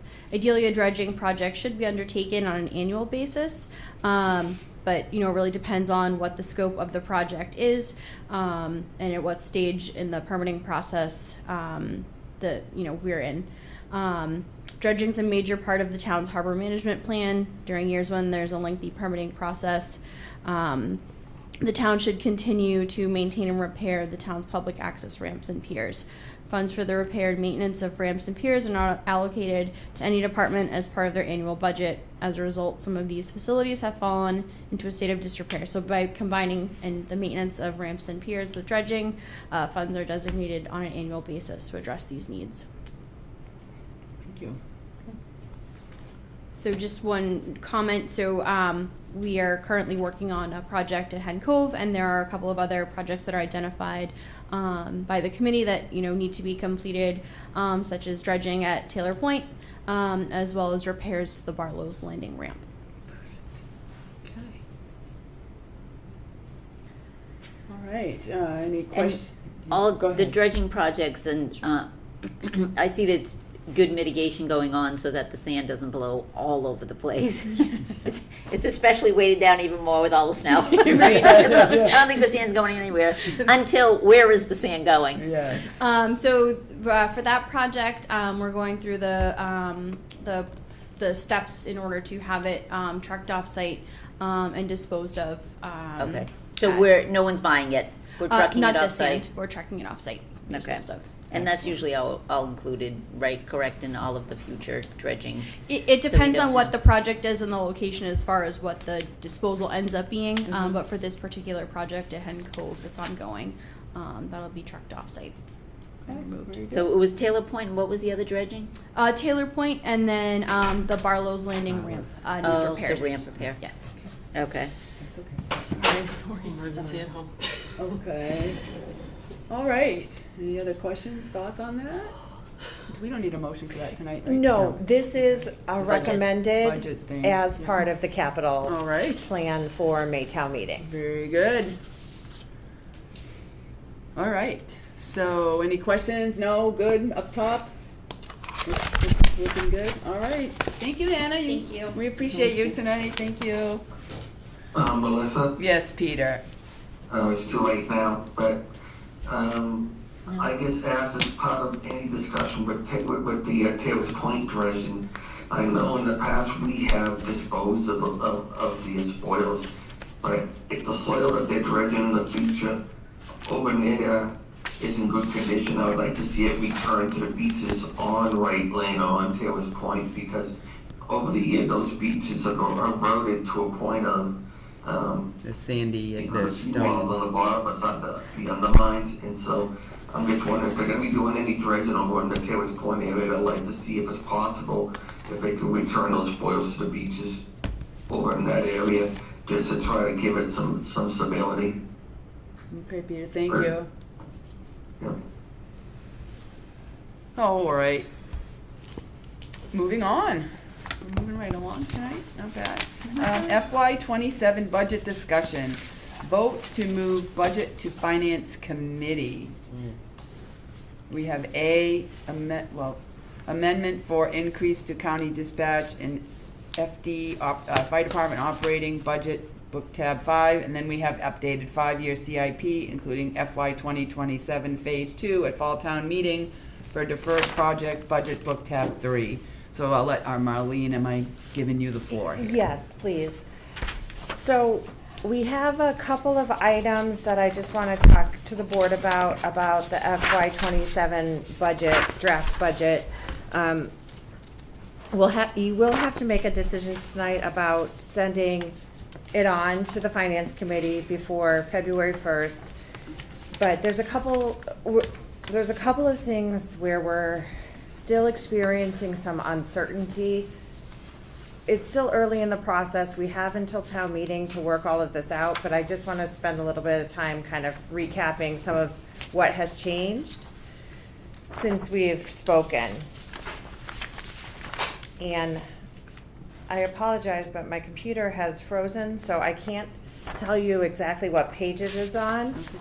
But probably around page 97 or 98 in your packet is information that we received from Barnstable County Dispatch. So as you know, the fire department uses Barnstable County to dispatch their emergency calls, both for fire and EMS services. So the budget proposal from January 6th that is in your book budgets this line at $226,674. So that's what we had plugged in for this. It was level funded for what we budgeted for FY26. In your packet, you see that we have received a draft from the dispatch group dated January 16th. And for Bourne, this draft budget lists a per capita fee for the town for FY27 of $296,798.41, along with an EMD fee of $36,579.94. So we received this on January 16th, labeled draft. On January 22nd, Chief Palanzi did attend a meeting where it was confirmed that these are the final numbers. So what I'm going to recommend at this point is that we have had a shortfall open up because we now have the final numbers. And what I'm going to say at this point is that I'm going to recommend that we adjust the budget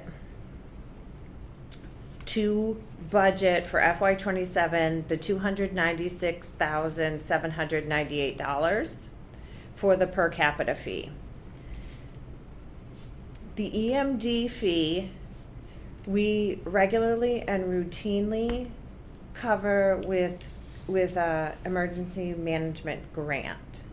So if we budget for the $296,798, that results in a budget shortfall of approximately $70,125.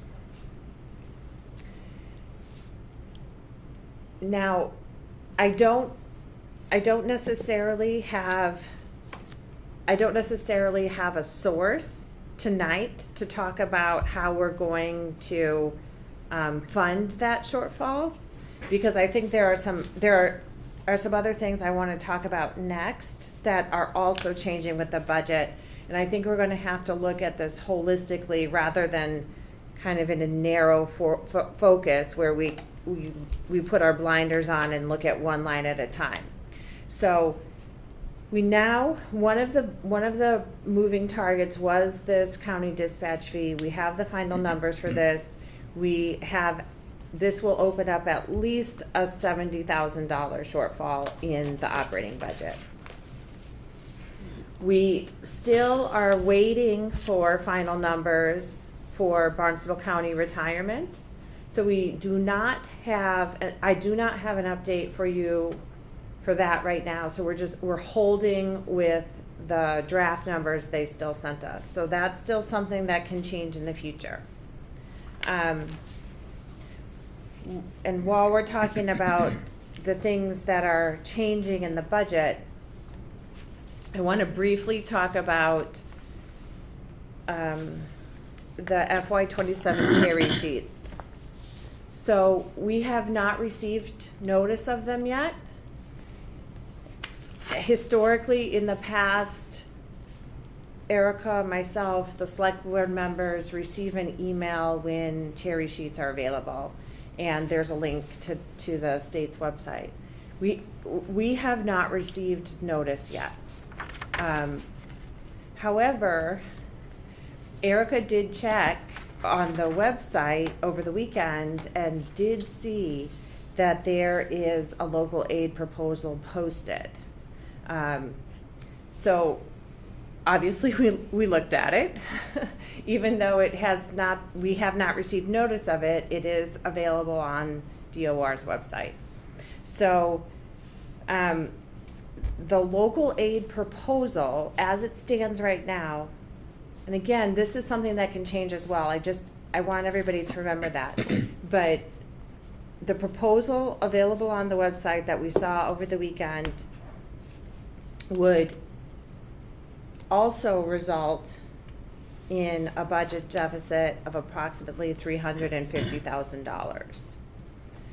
So obviously we just by chance looked at this and saw it over the weekend. We have not had an opportunity yet to fully digest it or put together a plan, but I want to run through some of the major highlights that we saw when we took a look.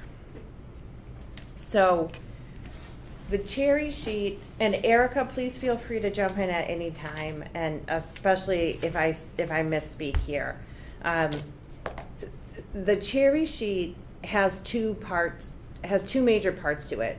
It has a receipt side, which is money that the town is getting from the state, and that's like your Chapter 70 money and your UGA money. UGA is unrestricted government aid.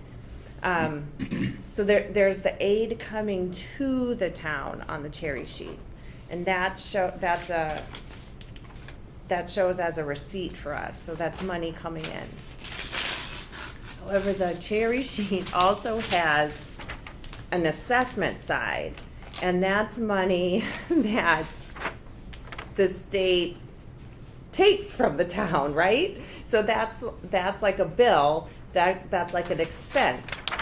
So when we look at this proposal, this local aid proposal,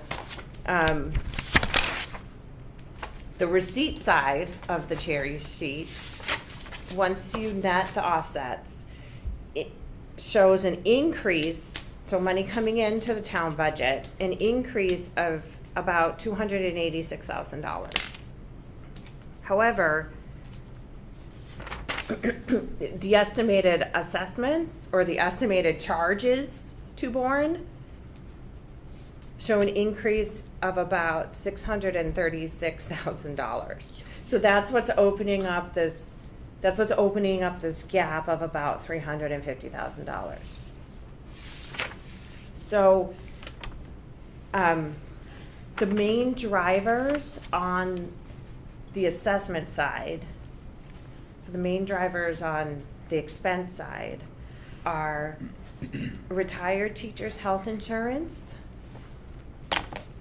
increased by about $166,000. The school choice cost increased by $306,000. And the charter school sending tuition increased by about $126,000.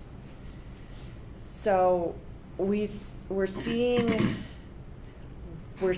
some real expenses here where the town is losing money in the school choice program and is losing money in charter sending tuition, and the assessments for the retired teachers retired teachers' health insurance is growing at a brisk clip. So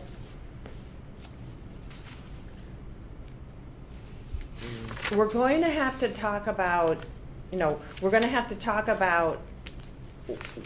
how we're going to address this before town meeting. And I do think we might need to have a very, in-depth joint meeting with the school committee about what we're seeing on the cost side. Because clearly, we're not bringing, the money coming in on the cherry sheet is not even close. Based on this early preliminary, the money coming in on the cherry sheet is not even close to covering the money going out. So at both the December 16th budget preview and at the January 6th budget proposal meetings, both of those presentations, I noted that for FY27, there is a net increase of 23 students from Bourne going to Upper Cape Tech. So we know that those are 8th graders who are leaving the Bourne public school system and going to Upper Cape Tech. I don't know the exact number of seniors that are graduating. I can't tell you exactly how many, but we're essentially... That's the delta. That's not the number of 8th graders from the middle school going to Upper Cape. And I think it's important that people understand that. Right. That's the net increase. Outgoing seniors minus incoming 8th graders. The delta's 23 that reside in the town of Bourne. So there's about... Or if they're juniors, sophomores, whatever. There's a number exiting Upper Cape and there's a number entering Upper Cape. The delta is 23. Yeah, plus 23. Plus, yeah. Yeah.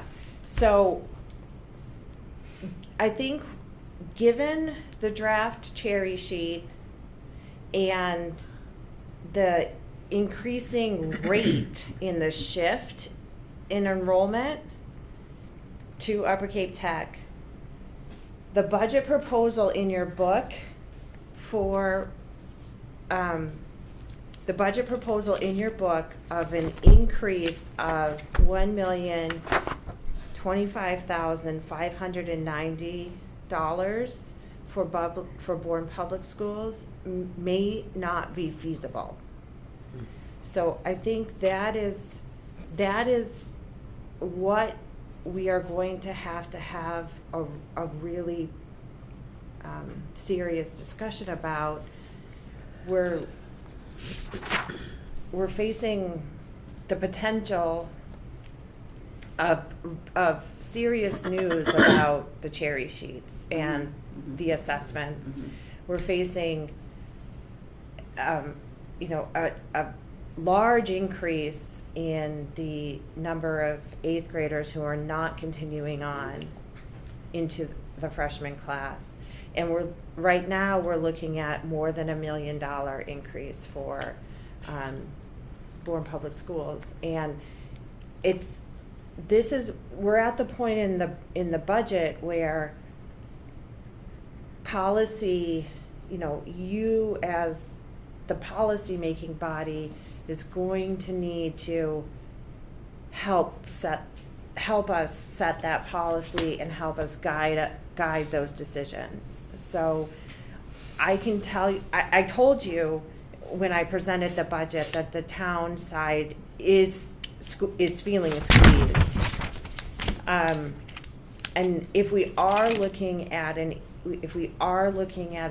budget deficit that we're going to have to balance before town meeting of $350,000+, that's going to be a significant hardship if it comes out of the town services. MJ, go ahead.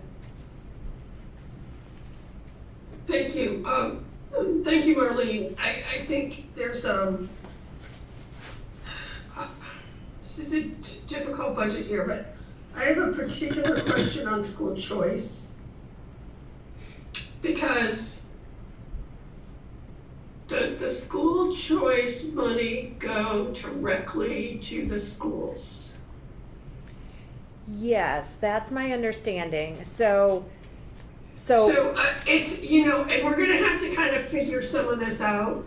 So they, you know, when they look at all their revenues, they get revenues in many different ways. They get revenues directly, they get revenues, you know, there's the federal mitigation fund money, which I think goes directly to them too. Am I right about that? Yes. And so they, you know, they had a huge deficit. It's been a while now, but because, you know, they were counting on money coming into the town that they'd already gotten, and then it got double counted. So we've been in a situation in the schools where school choice numbers were running profitably for the school for a while, and, you know, those things can change. And that $306,000 is money that they're not going to get, and they're going to have to adjust their budget based on that, totally outside of, I think, the money that we're giving them. So I think we're going to have to kind of really analyze this, because, and it'll be part of like what they present in their budget, hopefully, about what money, the sources of money. They have been showing us what their sources of money are. So I'm almost feeling like we have to have a sources and uses that shows the expenses that we're expending, you know, and then that we don't have enough money to cover it. I almost feel that that's where we are this year, because if we're gonna say this is what we're planning on for state aid, and this, you know, we sat at the governor's, you know, telling us how much she was increasing unrestricted government aid, and how much she was increasing, you know, Chapter 70, and how much they're increasing Chapter 90. But if on the other side, you know, we're getting the assessments and not even breaking even, you know, they're not telling the full story. And so we need to be able to see the full story. And you know, usually we like to go in with a balanced budget for sources and uses, but we have a lot of unknowns now. We do. So I'm not sure we can do that. I mean, and it might be educational for the finance committee and the school committee and the select board to see, you know, we're revenue short here, and we need to figure out either by cutting expenses or hoping that revenues will come up higher. So, and I will say that on the sheriff's money, is this a new way of assessing us, or have they always used per capita? They have always used per capita. And the fire chief is actually on a well-needed Sabbatical, yes. absence right now. We like But that, when okay. he gets back, we can talk more about this, but this is how they have historically done it. However, kind of seeing how this is playing out now, the group of the towns and the fire districts that use the dispatch service has committed to establishing a finance committee to address what they're seeing for the costs of running the service. And Bourne, being the largest player here, will be represented on that internal finance committee group that they are setting up. So there is internally to the fire chiefs a recognition that these costs are not, they're problematic if they keep increasing at this rate. So they are going to work. They're not necessarily going to be able to change anything for 27, but they are looking to make some adjustments in their operations to make it more sustainable for 28 and going forward. Can I ask a follow-up on that? So are all of these only the fire portion of the cost? So the per capita is the fire portion. The EMD is at the bottom in the little chart. The EMD is the 36,579. But do any of these towns have police dispatch as well as fire? Because the sheriff was asking, like, towns were interested in doing that. Did that somehow both fire and police, or is this just fire for all these towns? These are the my understanding, and I'll confirm this with Chief Palazzi, my understanding is these costs are only on the fire dispatch side. So some of the towns might have police dispatch, but those costs are not reflected here. Yeah, I understand that. I don't want to ask any questions until the chief is there and can answer. But I do know that back when we were building the police station and designing the police station, we were seeing similar, like, huge increases in the fire dispatch service through the county, and we were concerned about the escalation. And, made some inroads to make sure that we had dispatch expandability in the police department, because there is a point at which it becomes more cost effective, especially if we're getting all the EMD money ourselves, to do it in-house. And that, it's been a long time since we did that and looked at it, and we're facing that again. So, I mean, I know it's more convenient, but I'm concerned about, and I think the select board needs to understand the process. How does the call come in? The 911 call comes in. Does it come into the police station and then get transferred to the county? And, how does it all work? And what's the best way to have this service? So I understand that we can't change anything for FY27 unless, they can come up with maybe a graduated change and adjusting the budget deficiency. But, this is some things have jumped significantly. Right. When you look Yeah, at I mean, we got the biggest salaries, jump. the salary jump is significant, the overtime is significant. Yeah, because it jumped from 929 to 1451 per capita. Yeah. That's a big jump. I can see where there's cause for concern and have a financial look in. So I do want to hear the board's thoughts about how you want to transmit this. The timing of these changes are awkward for us because we're getting this information like right before you have to vote to transmit it to the To finance Finance committee. Committee, yeah. I mean, honestly, we haven't even officially been notified of the state aid yet. So I'd like to have a little bit of a discussion about how, do you want to transmit an unbalanced budget to the finance committee with our new information on the cost side, but understanding that we haven't had an opportunity yet to balance it. Yeah. Or do you want to transmit the balanced proposal and then work on adjustments as things develop? I mean, it's really your decision on, I have to present to you a balanced budget. The charter says my obligation is to present to you a balanced budget. It doesn't actually say that you have to transmit a balanced budget. So do you want to transmit a budget showing a shortfall? Oh boy, that's a good question. MJ, Peter, start up top. Well, no matter what budget we transmit to the finance committee, that budget is also subject to change at any time, so.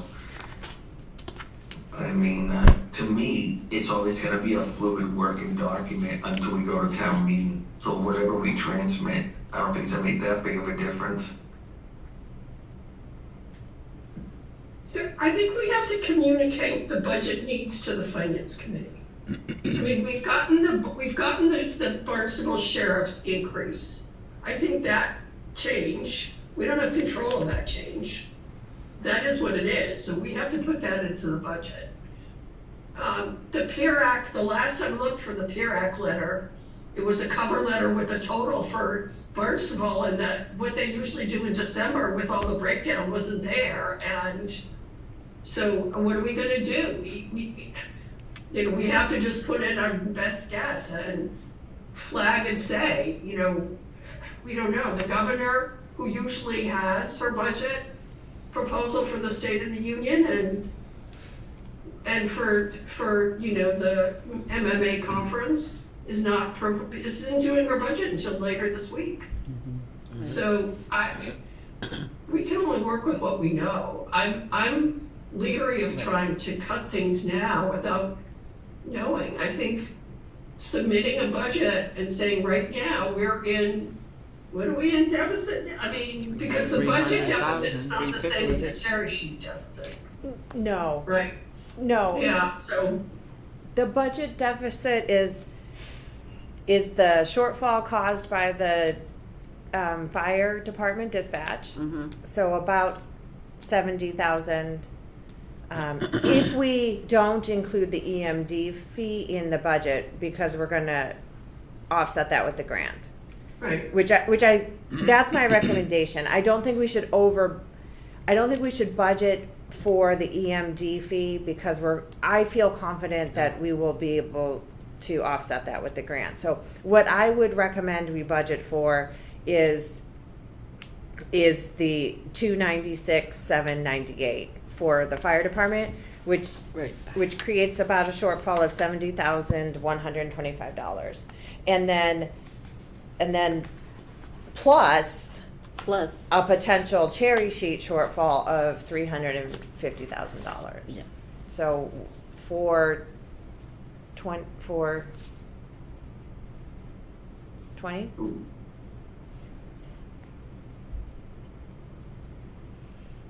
Okay. So we give them an unbalanced budget or do we give them the balanced budget with the shortfall with the information? Or are we giving them an unbalanced budget? Right?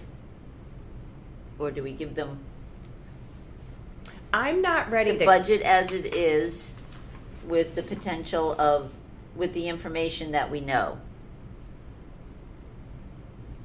And the potential for?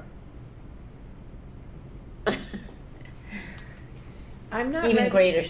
greater deficit. Go ahead, Mommy. I'm not ready to recommend cuts yet. Okay. I think Because we don't have the cherry sheets in hand. We don't have the cherry sheets. It's still very early.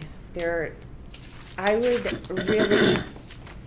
want to avoid scaring people and having them feel like their jobs are being threatened when we don't know yet. That's a terrible way to, in my opinion, that's a terrible way to proceed.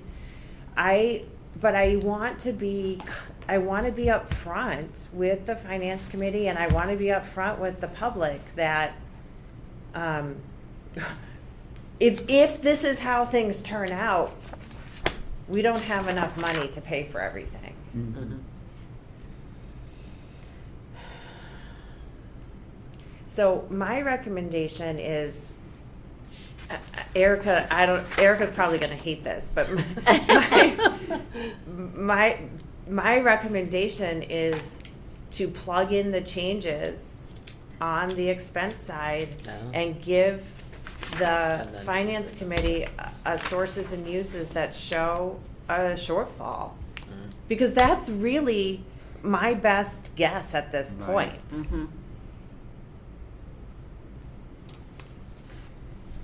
I would agree with that. Give them what we know. They do it. We figure it out by the end. We're gonna have to balance it before we go to town meeting. Right. But I don't think we should balance it now. I think we should say this is something we have to work on through the budget process together to come to consensus on how to balance this budget. I agree. I agree. Okay. So do we need a motion for that? Probably. Yes, you do Okay. have to vote to send something. Okay, to the so finance motion committee. by Anne Marie. You can make the motion the way it should be heard, I guess. Well, motion to send the finance committee the budget with the change in line item 5326 under the fire department's county dispatch expenses, right, to 296,708. Okay. And shortfall. Do we have a second? A second. All right, second from Anne. So we have a motion from Anne Marie, second from NJ. Any further discussion? Hearing Can I none. ask a clarifying question? Oh, go ahead, Will please. the budget presented also, so it'll be the change in the dispatch assessment as well as the estimated fiscal 27 cherry sheet numbers? You want to do both? Yeah, we're gonna add that to the motion. Do you want to show the cherry sheet shortfall? Show the cherry sheets Well, shortfall to the finance committee. It's isn't that gonna kind of trigger the whole Panic. people wondering if they're gonna have a job or not? I don't think we should change the share sheet until it's Till we have it. communicated to us. I that think, it's our cherry yeah. sheet. Yeah. Until we have the cherry sheets in hand, I think we just, I would just change the expense numbers right now, and then we can continue to talk about it, because I need to look and see how that school choice is gonna affect us. Yeah. I mean, if it comes totally off the school budget and doesn't affect the other, I mean, it is part of the big numbers, but I don't know. Okay. yeah. All right. I don't know, it's rough. But I don't think we have those numbers yet, so I wouldn't change those numbers at this point. Okay. Till we actually get it communicated. And we don't usually change those, and we'll have to make some decision at some point, but they're gonna fluctuate. And we don't have, the governor's budget hasn't come out, and so I wouldn't change it till the governor's budget comes out. Okay. All right, so roll call vote. Anne Marie? Yes. Peter? Peter? Yes. Jean? Yes. MJ? Yes. Melissa, yes. Can I ask a question before we leave the budget, though, because it's something that's Sure. percolating around. So, right now, we have a police union that doesn't have a settled contract, right? When did their contract expire? June 30th. Of this year, so it's just expired June 30th, right? Of 2025. 2025. Yeah. Okay, so it hasn't been 2 years. So is there any provision right now for if the contract were settled, how we would pay for any changes? Because we didn't settle the contract, they're not getting any COLA increases yet. Are there COLA increases in the budget, or is it nothing for COLA in the budget? There is nothing in the budget as proposed to account for when the police patrolman, remember, there's 2 police contracts. One is closed, Right. one is settled, one is not. Right. So there is, right now, that is unbudgeted. So right now, if the police contract settles in mediation next month, then I would come back to you and we would have this conversation again with the impacts of that change and the shortfall that it would create and the gap that it would create. So But that would be for FY '26, right? That's for FY '26, or is it budgeted for FY '26 and not FY '27? it is not budgeted for FY '27. It's not budgeted all for FY '27. I believe there may be some money for FY '26 available left in the salary reserve, but until we know the impacts, it's possible that we will also need a budget adjustment at the special if the contract closes before the special. But right now it is there is no accounting in the proposed FY '27 budget for those increases. Okay, there's just some speculation in the community about not paying people, and we can't pay them until the contract's settled, so that needs to be understood, that even if the contract was settled and back pay is owed, then they would be paid that money. Yeah, right? That's correct. That's Right. correct. When the contract is settled, the wages will be retroactive, but we cannot ask town meeting to fund, we can't ask town meeting to pay someone without a contract in place. Right, okay. Okay. Thank you. I think it's helpful sometimes to explain to the public exactly how the contract works, so, thank you. All right, moving on. And then for the budget, you know what, so, for the capital budget, which is 13B, we did break out for part 2, those projects that were not able to go to May town meeting and put them in the column for fall town meeting. So, and I think we have those reflected correctly now. So that'll be a discussion to have with capital outlay in the September time, for whether or not any of those projects move forward in the fall. Okay.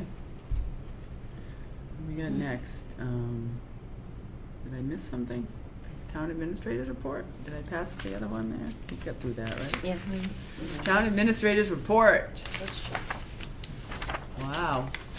We've been here since 3 tonight. It's going on 6 hours for me. Just a couple of items. Mr. Bob Gray, the longtime chair of the Conservation Commission, has received the 2025 Outstanding Public Service Award by the Massachusetts Association of Conservation Commissions. Great. Please join me in extending a sincere and heartfelt congratulations and thank you to Bob for his tireless work on the Concom. I am in the process of contracting with a retired building commissioner from a nearby community who has agreed to serve as our interim commissioner while we continue to search for a permanent replacement for Mr. Murphy. I will formally alert the board and introduce him once the contract is in place. And I anticipate he will be available to start near the end of February.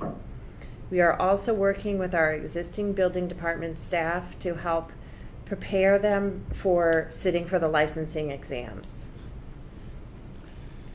Mr. Tim Lydon does expect to come back before the select board on February 10th to discuss the betterment petition for Tara, Terrace, and Eldridge again. Mr. Lydon and town council have confirmed that a public hearing is not necessary for this matter to be placed on a town meeting warrant, and this discussion has not been advertised or otherwise noted as a public hearing.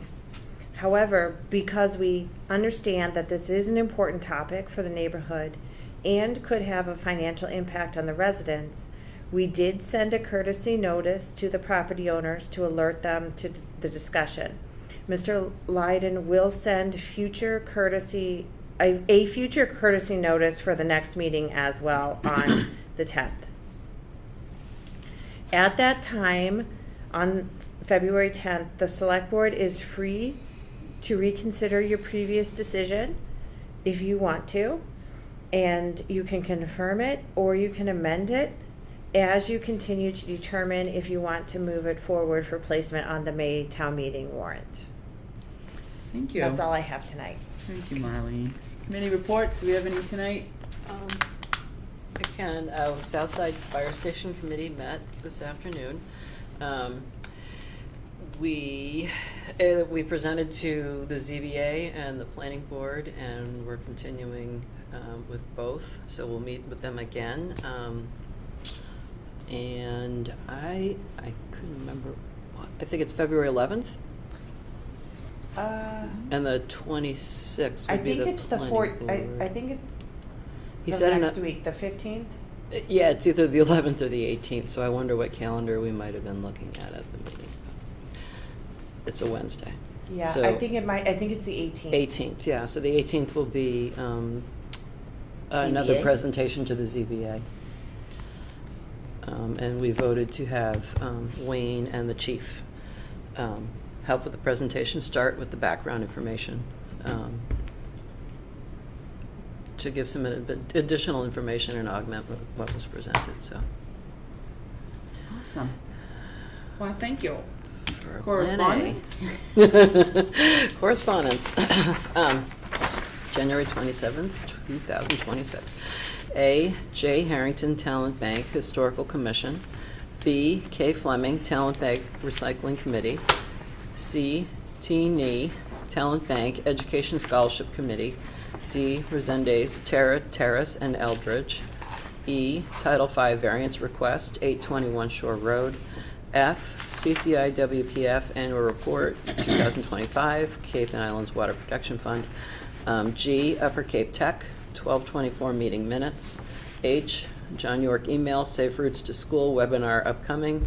And I, John York email, all electric passenger ferry information. Thank you very much. Thank you. Future agenda items related to correspondence and other items for future discussion. Okay, hearing none. Our next meeting dates are, do you have something? I'm fast, I know. I'm trying to think. Oh, the joint meeting with FinCom about the process, Yes. town meeting process. February 2nd. Okay. Okay. Alright. And then our next meeting dates are February 3rd and February 10th. I will be in DC on the 10th, so I do believe Select Vice Chair Sarunian may chair that meeting if I'm unable to get on from Washington. February 24th, Board of Sewer Commissioners, March 3rd and 17th, Select Board, and do I have a motion to, March 24th, Board of Sewer Commissions. Do I have a motion to adjourn? So moved. Motion to adjourn. All right, Second. so we've got Peter, I'll give it a Peter motion, Jean. second from Oh, Jean. thanks. Roll call, Emery, Yes. Jean, Yes. Peter, Yes. MJ, Yes. Melissa, oh yes, today. Thank you. Thank you, everybody.